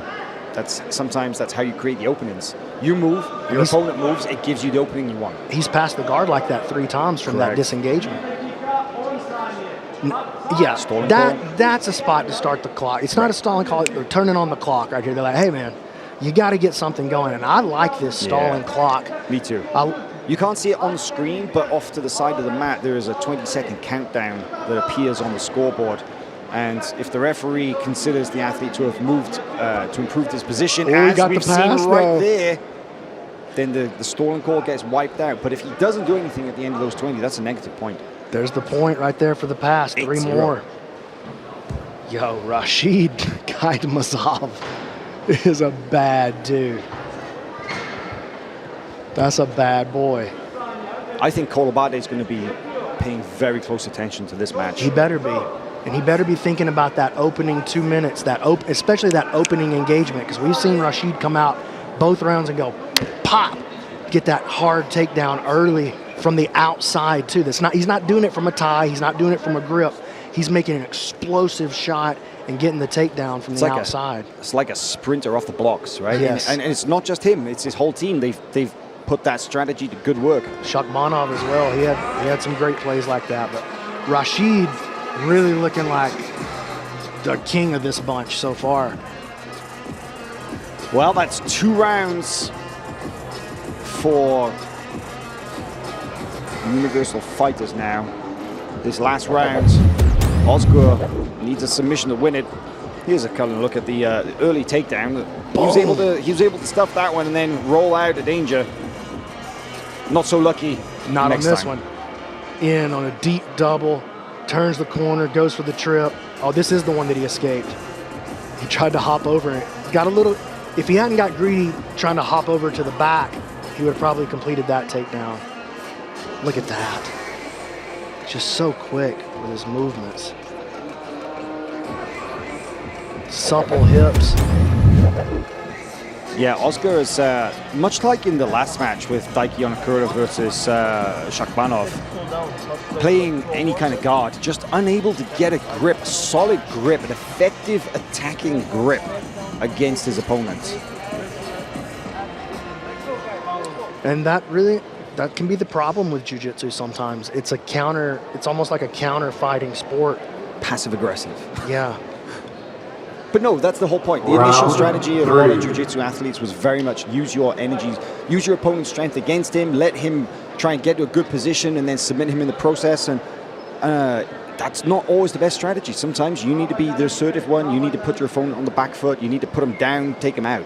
We saw that strategy at play yesterday in the Isaac Michel versus Joseph Chen match, where Joseph, and you were talking about it, you were the one that really spotted it. It looks like Joseph sitting back, waiting for an opportunity. Counterattack it, yeah. Yeah, and he had a couple of great plays that he made, but that constant aggression of Michel was just ended up being too much. Yeah, if you can't get a secure hold of your opponent, it's a very risky strategy, and it can really backfire.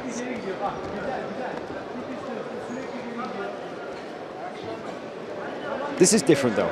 This is very different. This match, we're almost a minute in now, and of course, Kaitmazov, I mean, he's in the lead 2-1. He doesn't need to come out and score that quick takedown. He doesn't need to come out and stamp his authority on the round.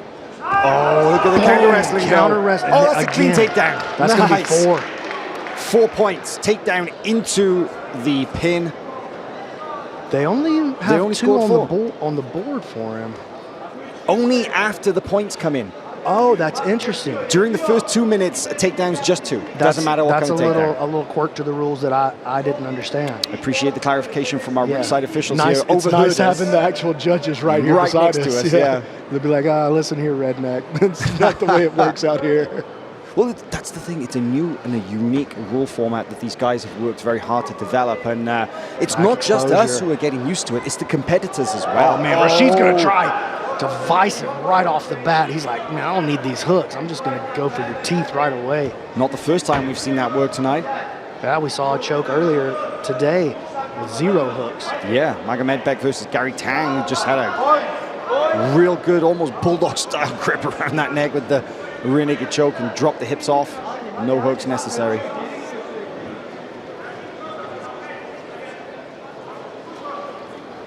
Oscar's got to be very careful here. It's the counter wrestling. You know, once you get behind like this, if you're the dominant wrestler, just like in MMA, you get to determine where the fight takes place. And now Rashid, instead of coming out and being the offensive fighter, he's leaning on his defensive superiority now, allowing the contact and the engagement to come from Oscar, and then taking the grips that he wants on the other side of that.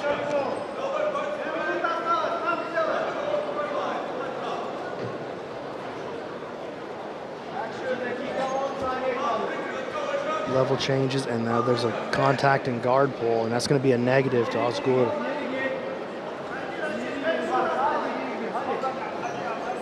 Two-on-one grip, drags him down into the butterfly, and Rashid disengages. He's just not settling. He's not settling down in any one position. Well, he just refuses to accept. Look, it's either my grips or no grips. It's either my game or no game. And that's the way that Rashid is playing this thing.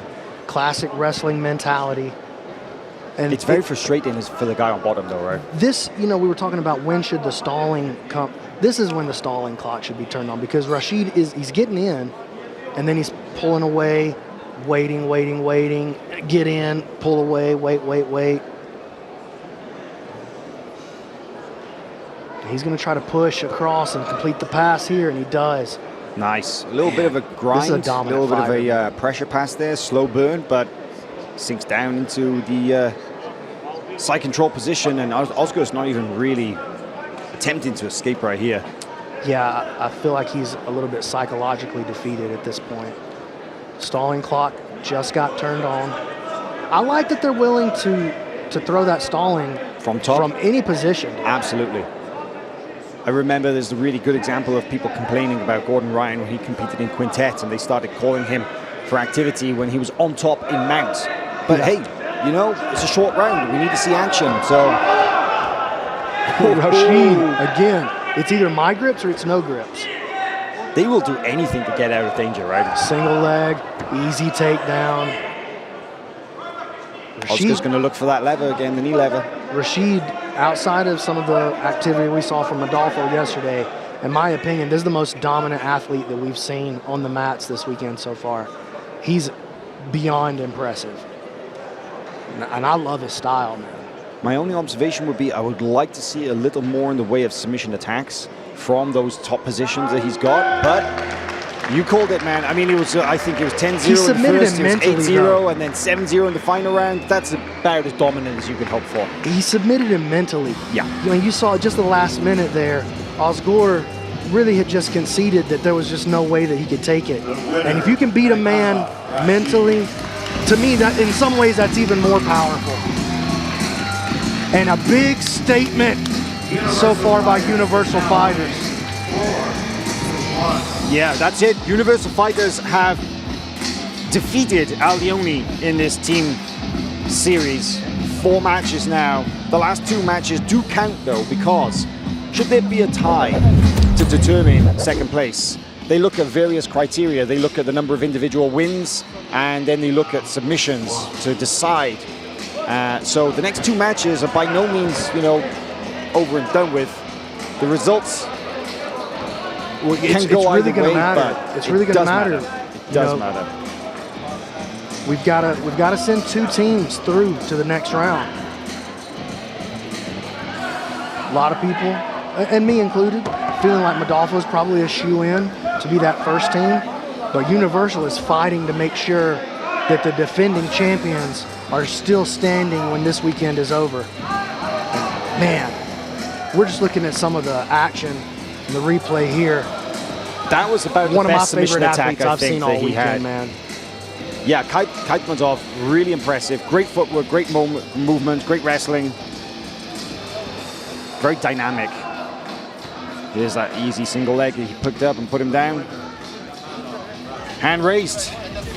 And we're on to our next match in just a moment in the under 91 kilogram division. 91 kilograms. First, from Universal Fighters, Abdullayev Gaji Murad.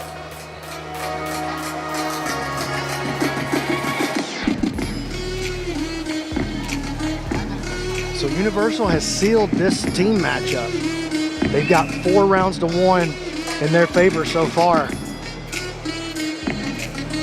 But like you said, not over yet. They're definitely going to be fighting to win these last 2 matchups and make sure. I mean, if they go 6-1, that's a pretty strong statement. Kyle Rudolph.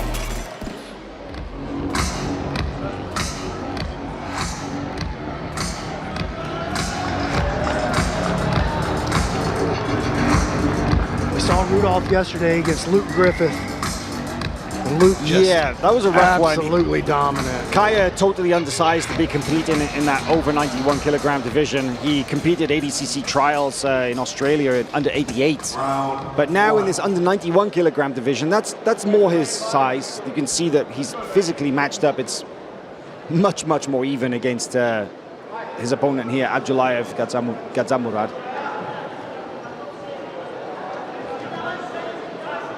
Yeah, Kaya was taken out pretty quickly by submission in that match. And there's the takedown. That early takedown, going high. Oh, got a little trap on the elbow there. That was almost a problem. And again, the Universal team comes out, takes 2 quickly, and puts the Leone team behind. They're forced to fight from behind, fight from their guard here. And this Leone team's had to fight from their guard all day. And it's just, man, when these dominant, aggressive wrestlers are on their game, it's so hard. And there's a pass all the way around the north-south, easy pass too. It's going to be hard for Kaya to get back to his guard here. He wants to get needs to get his knees or his shins back on the inside of the shoulders here. He's trying to invert and throw all the way around for that B. Smith guard, like try to take the back from the bottom of north-south. But that's so hard to do. Yeah, he has insane flexibility in his hips, right? We saw that yesterday where he was able to escape from bottom mounts against Luke Griffith. He was able to throw his legs all the way up and over into the hips that come out the back door. But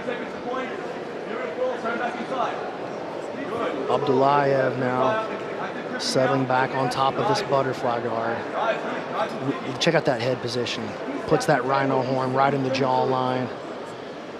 And you see the frustration on Kai off of that grip of the fingers, but it was a legal grip. And yeah, there was an interlacing of the fingers. I think Kaya felt like his fingers weren't completely locked. There was a little bit of manipulation going on. Man, that's why I just don't go there. I don't like the interlocking fingers like that at all. As long as they're laced, though, as long as you're not isolating single, or I'm not sure exactly what the rule is here. Probably it's a 3-digit rule. Abdullayev now putting this heavy pressure on looking to stuff that knee around to the other side. Kaya, look at that flexibility. All the way over the top.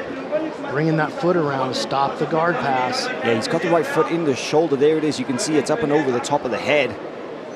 Abdullayev committing to the north-south, but he's not going to complete the pass as long as that foot is on the inside. Good late guard recovery there from Kaya Rudolph. He's a Kiwi, trains.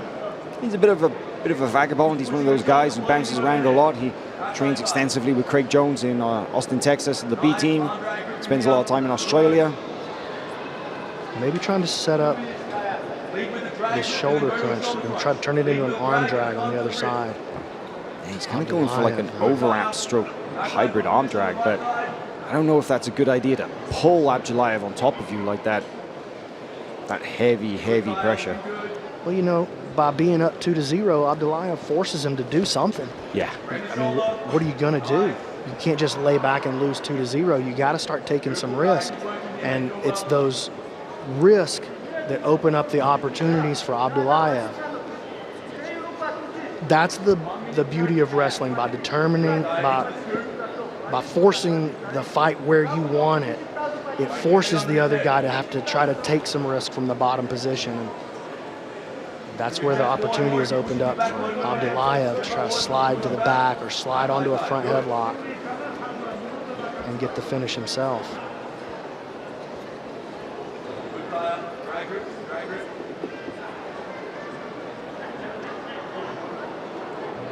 Good fight, stay focused. 55 seconds to work.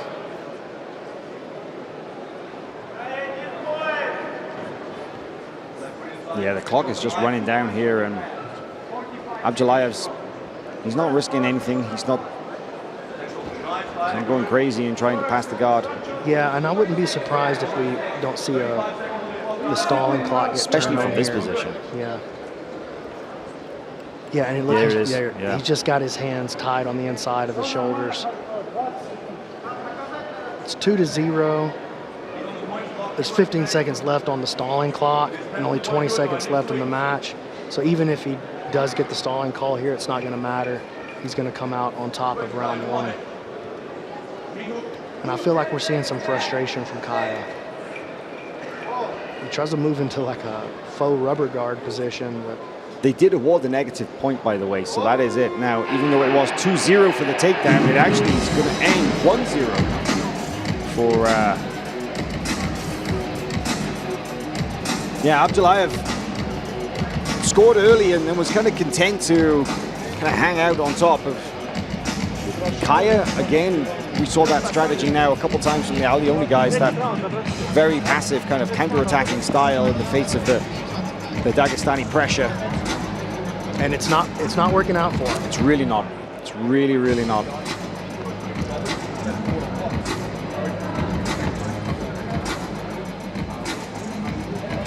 There is Abdullayev. Yeah, and I'm not surprised they got a bag of ice and using it to cool down their athletes. It is warm inside this arena. Yeah. Although Kaya is up and back into the mats, ready to go with... There was still a good 10 seconds left in that rest round.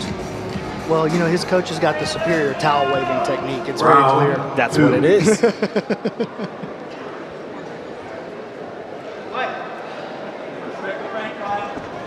Kaya with a feint towards a shot.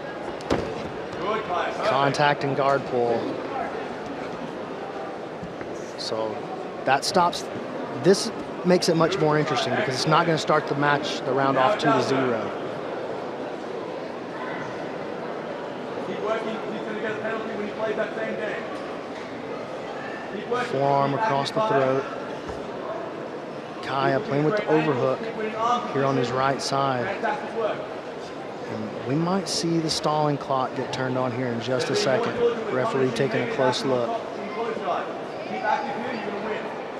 Look, with those hands ties on the inside of the biceps. It's going to be good old-fashioned knee at the middle, knee in the butt as well. It does break open the closed guard. Wood splitter.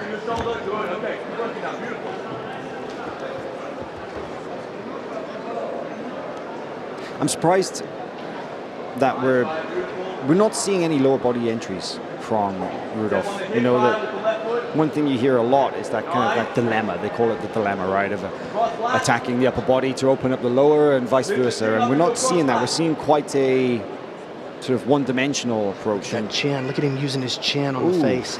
That is nasty. And here comes an entry now from Rudolph.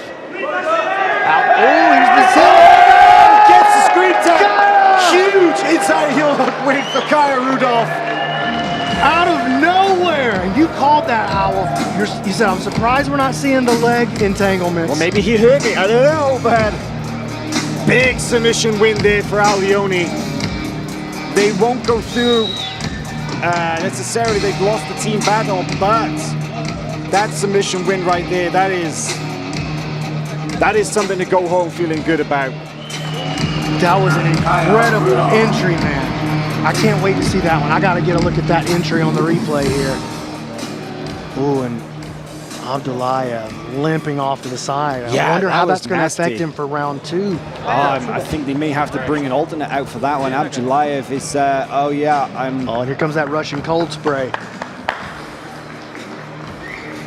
Doctor brings over that cold spray. I've never seen that in the States. Abdullayev is actually scheduled to compete against Giancarlo Bodoni later today. I'm not sure he's going to come back from that.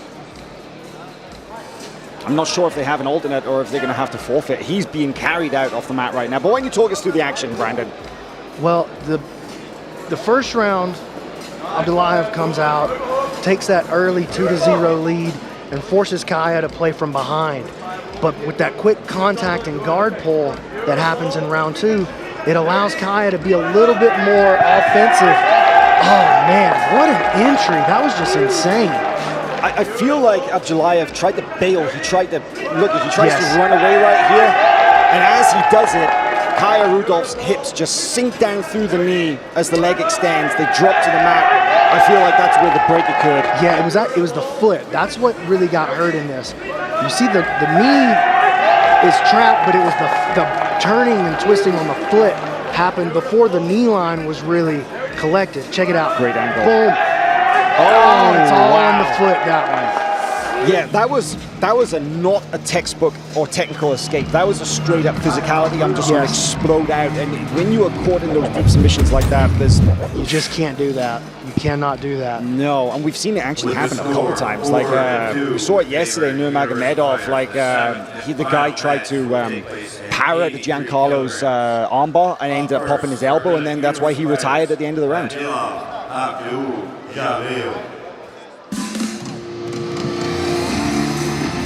So that makes it 4 rounds versus 2 for Universal Fighters. But Leone could be putting themselves in a good position here. Even though they're going to lose the team matchup, they're sending out one of their big heavy hitters right here in Joseph Chen. And if he can come up with the submission here, it's the submissions that are going to be counted if it goes down to a tiebreaker. It's going to be the number of submissions. So right here is Abdul Zalil Adilov. Joseph Chen coming out to the match, coming out to the mats next. And Chen had flashes of brilliance yesterday against Isaac Michel, even though he lost the match and got outscored pretty badly against Isaac. Joseph Chen had a couple of flashes with that beautiful straight ankle lock attempt right off the bat in their match. And then he hit that crazy duck under from the seated guard. A lot of support in here for Joseph Chen. There's a lot of crowd noise. I think they've decided that they are a fan. I think they like his hair. Magnificent hair. Yeah, I'm jealous. Yeah, we're fresh out of hair over here in the broadcast booth. Adilov in the red, Chen in the black. And we've seen the very similar strategy, that early takedown attempt from the Universal Fighters. Chen looking for contact, just looking for an opportunity to pull. There it is. You called it. Lace of the fingers. Chen, the one actually holding the fingers that time, tried to keep him in. Here's the 2-on-1. He's going to get an elevation out of this. Ooh, Adilov's got to be very careful. Chen, a very competent leg locker. Yes, he is. That infamous Z-lock that he scored on Who's Number One was really, really fearsome. That was a nasty pop on that one. But it just goes to show what the correct mechanics can do. We've seen it twice in this last series so far, right? Those leg locks can be extremely powerful when applied, and they can come on fast.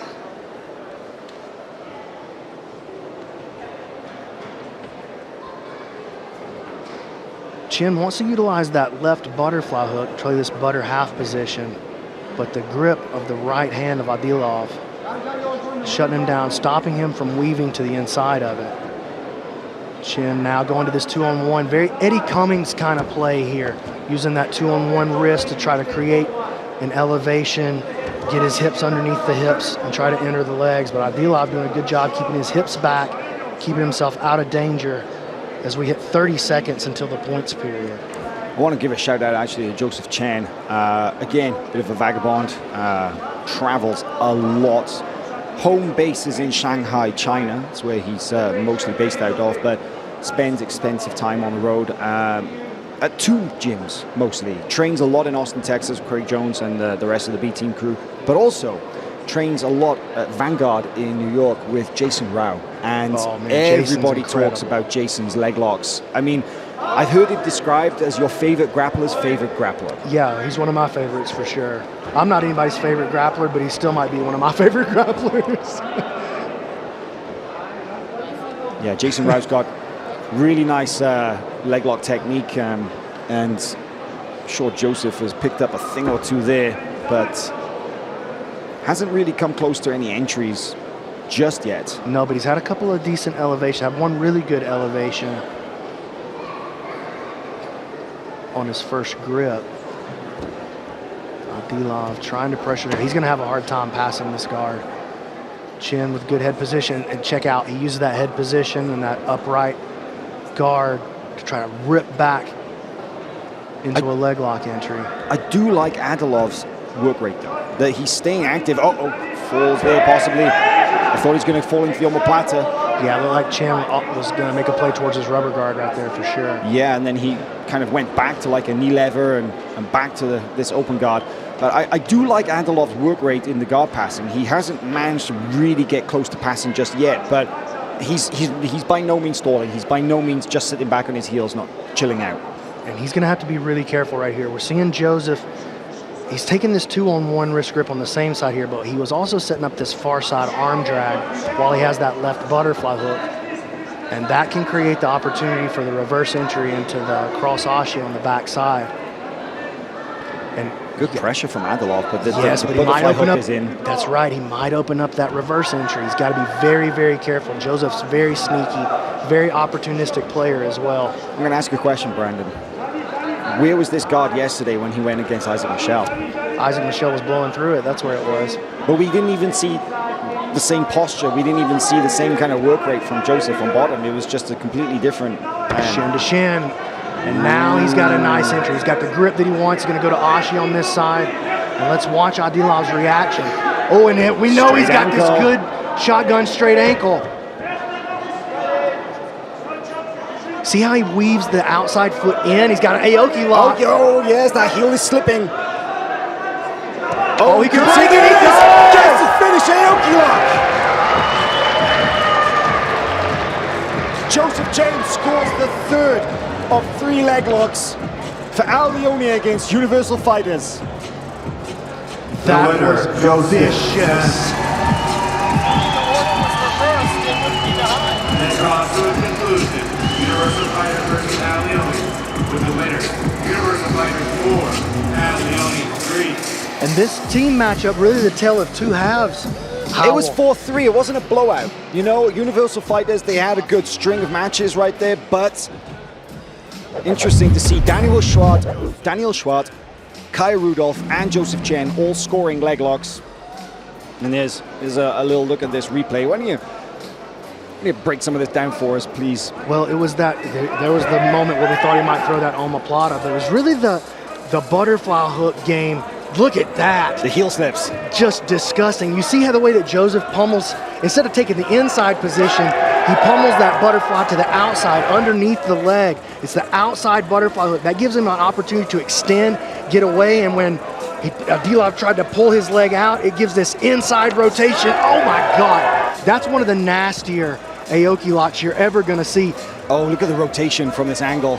The final rotation is disgusting. There it is. He gets that grip. Oh, that went through ankle and knee, I'm sure. That was really nasty. The Aoki lock is such an interesting attack because it's the only lock that attacks the inside of the top of the foot. And that's what creates the break on that Aoki lock. It happens on the top of the foot, on the Liz Frank ligament there. It's a very small little ligament on the top of the foot on the inside, the medial portion of the foot. That was disgusting. Next, we'll have a performance of young athletes. This series of children. He played him back and forth there between the shotgun ankle, that Mateusz Szczecinski style lock that he tried against Michel yesterday and almost had success with. But that's the game right there. Back and forth between that shotgun ankle lock and that Aoki lock. A, B, A, B. If the guy pulls his foot out, runs right into it. I'm gonna keep talking, man, but I need to shut up so we can get to these kids. The crowd likes the kids' matches better than anything. They really do. They really do. You know what? I'm going to step out for a second. I'm going to let Bardia come join Brandon for 2 matches, and then Brandon will switch out, and Bardia is going to stay through for the next series of team matches. So I'm just going to leave you guys for a bit and introduce Bardia, our co-commentator, for the next series of matches.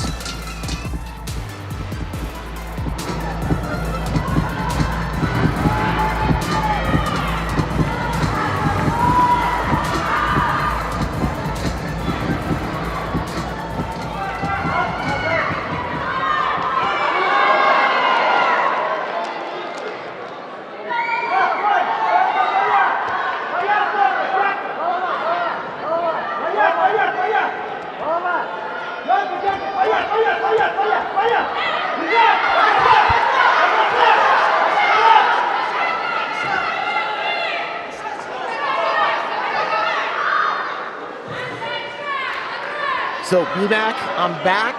Welcome back. And I'm back with a vengeance this time, buddy. So, this is Barry Honado, training out of Art Suave Academy, Tehran. Hello to all my boys who are watching. And it's great to be with you, Brandon. Look at these boys in action. The crowd likes the kids' matches better than they like any of the adults, it seems.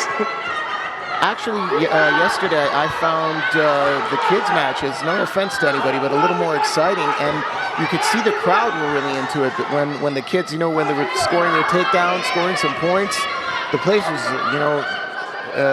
place was on fire. I'm sure look at this tons of relatives are here. Look at that. Oh, immediately off the front headlock and into a shot. Under 38 kilos, these young men.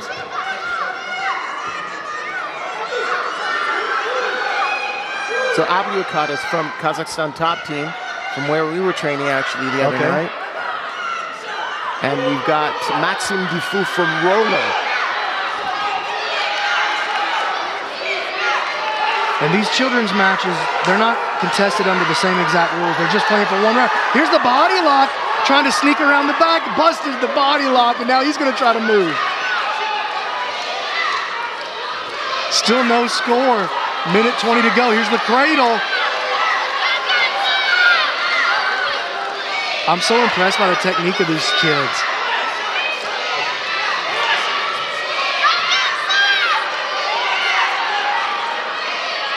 Can you imagine, like, what type of fierce competitors they're going to be down the line? Maybe, like, if they continue training 10 years from now, 15 years from now?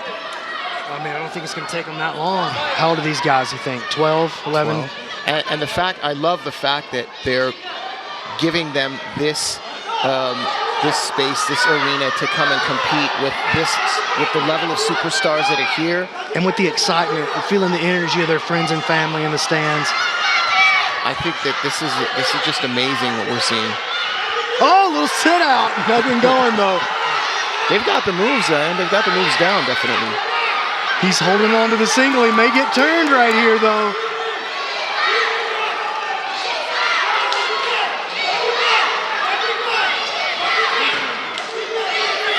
I love it when I see the kids understanding what it is to be a fierce competitor like that. When, he's trying to sprawl, he's looking over at the time. it's so much. It's so mature from them when you see that at that another age. sit out.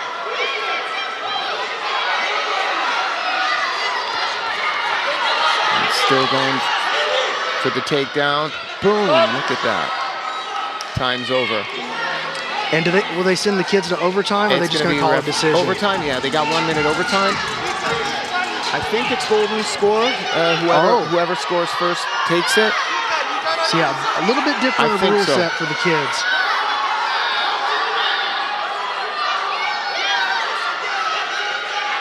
So for the kids, it's just the standard AIGA rules. They have made modifications for the Champions League, for example, with the heel hooks and the knee reaping. But for the kids, it's just the standard AIGA rules. Oh, look at this, countering the single leg with a Kimura trap. He's holding on to that single with the left arm. He lets it down. Is he going to secure it?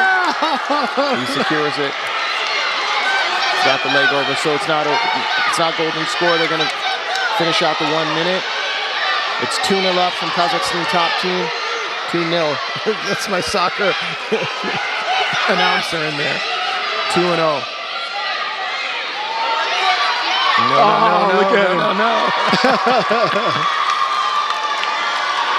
So Abdulkadir from Kazakhstan top team takes this one with the clean takedown over there. Oh, look at him. The far side of the mat, and he's enjoying the win. And all the family members are invested in it too.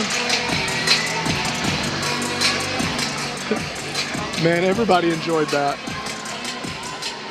A lot of excitement, honestly, in that match. It was non-stop action. I'm enjoying the kids' matches too.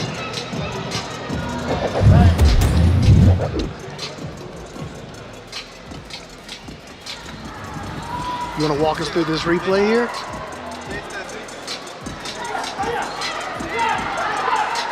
So look at that sprawl there. Both of these boys were really fighting hard for the takedowns. Just some good old textbook scrambles in there. Trying to step over the leg. That sit out attempt. He tried that a couple of times. Yeah, he did. He's got the single leg. This was one of the coolest moments of the match. With the Kimura trap. Just stayed on that single. Finished it out. He's putting in the taunt in there. No. Not today. So I think we got a couple more kids matches. What do you think about the setup, Brandon? And now, it's crazy, isn't insane it? event, man. Really, honestly, honestly, the most professional setup I've ever seen at a jiu-jitsu event. Really, it's insane. And you know, I get to work the biggest events in the world. Yeah. I'm mat side for all of the biggest events on the planet as far as grappling goes, and there's no better production and live setup than what's happening here in Kazakhstan. So I've been working with AIGA this is my third event now. First one was the World Championships in Turkey. We saw that, we're like, wow, these guys really know what they're doing. And then they upped the game for the last leg of the Champions League. And they've stepped up a whole there, nother level I'm like, down. can these guys get any bigger? And the answer is yes.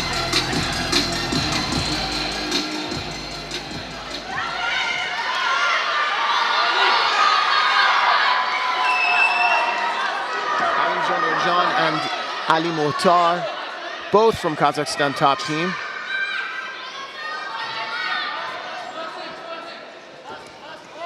A little too far away to make that shot.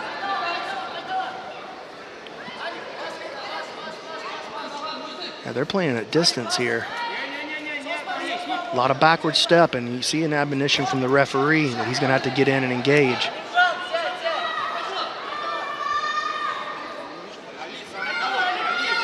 So these boys, they're definitely adamant to get the takedown. I don't see them as trying to pull guard.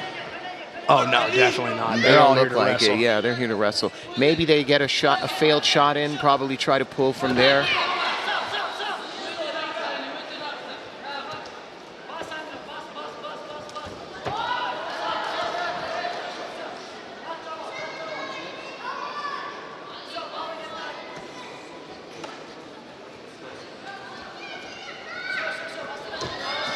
at this. Trying to scramble up. And he is going to play some guard. You're Okay. I was totally wrong.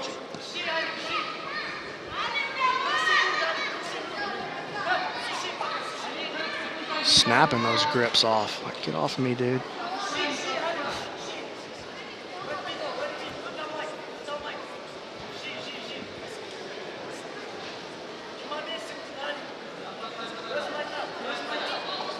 I do see Erjan trying to maybe mix in an ankle pick in there. Just try to grab the leg and get up. See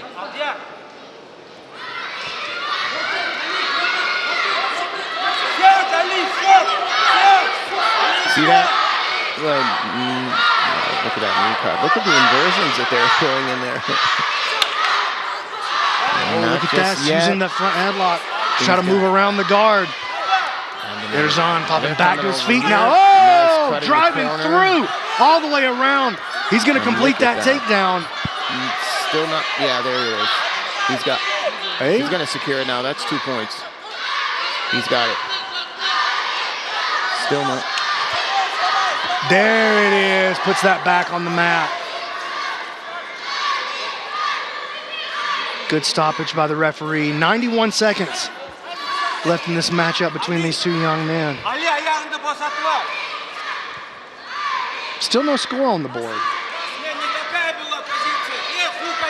That's strange because that was a takedown, and the scramble definitely ended in a takedown. You know, I think it was because he was already the top guy, sure. and the bottom man was fighting up, and he just shut him off. Didn't turn into a neutral position because of the scramble, so right. Yeah, that makes sense.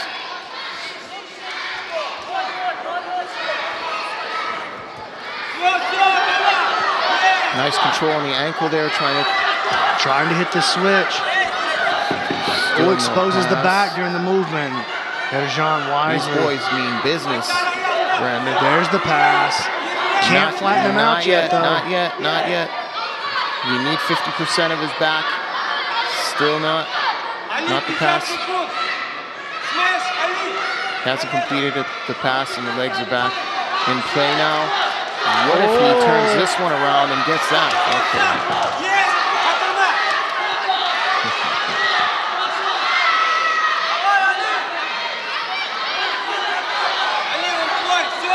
Another restart in the center from the ref. Definitely playing it close to the corners. And there we go. Both caught him stepping backwards. Beautiful play. And a nice counter there. Still gotta score. Yeah, there it is. He's still trying to get his hips off the ground, but I think that's a secure 2 points. It's on the scoreboard too. Doing a little funk wrestling here, looking like Ben Askren out there. Nice play. And it happened, you know, not enough time to get that one back. It was like 20 seconds on the score on board. 2-0. Definitely not happy with that one. Disappointed. The winner. There's no losing in jiu-jitsu, though. The winner, Ali Bukar. Oh! Showboating there. Why not? Oh! A little stumble. I got to give him a 8.2 on the landing.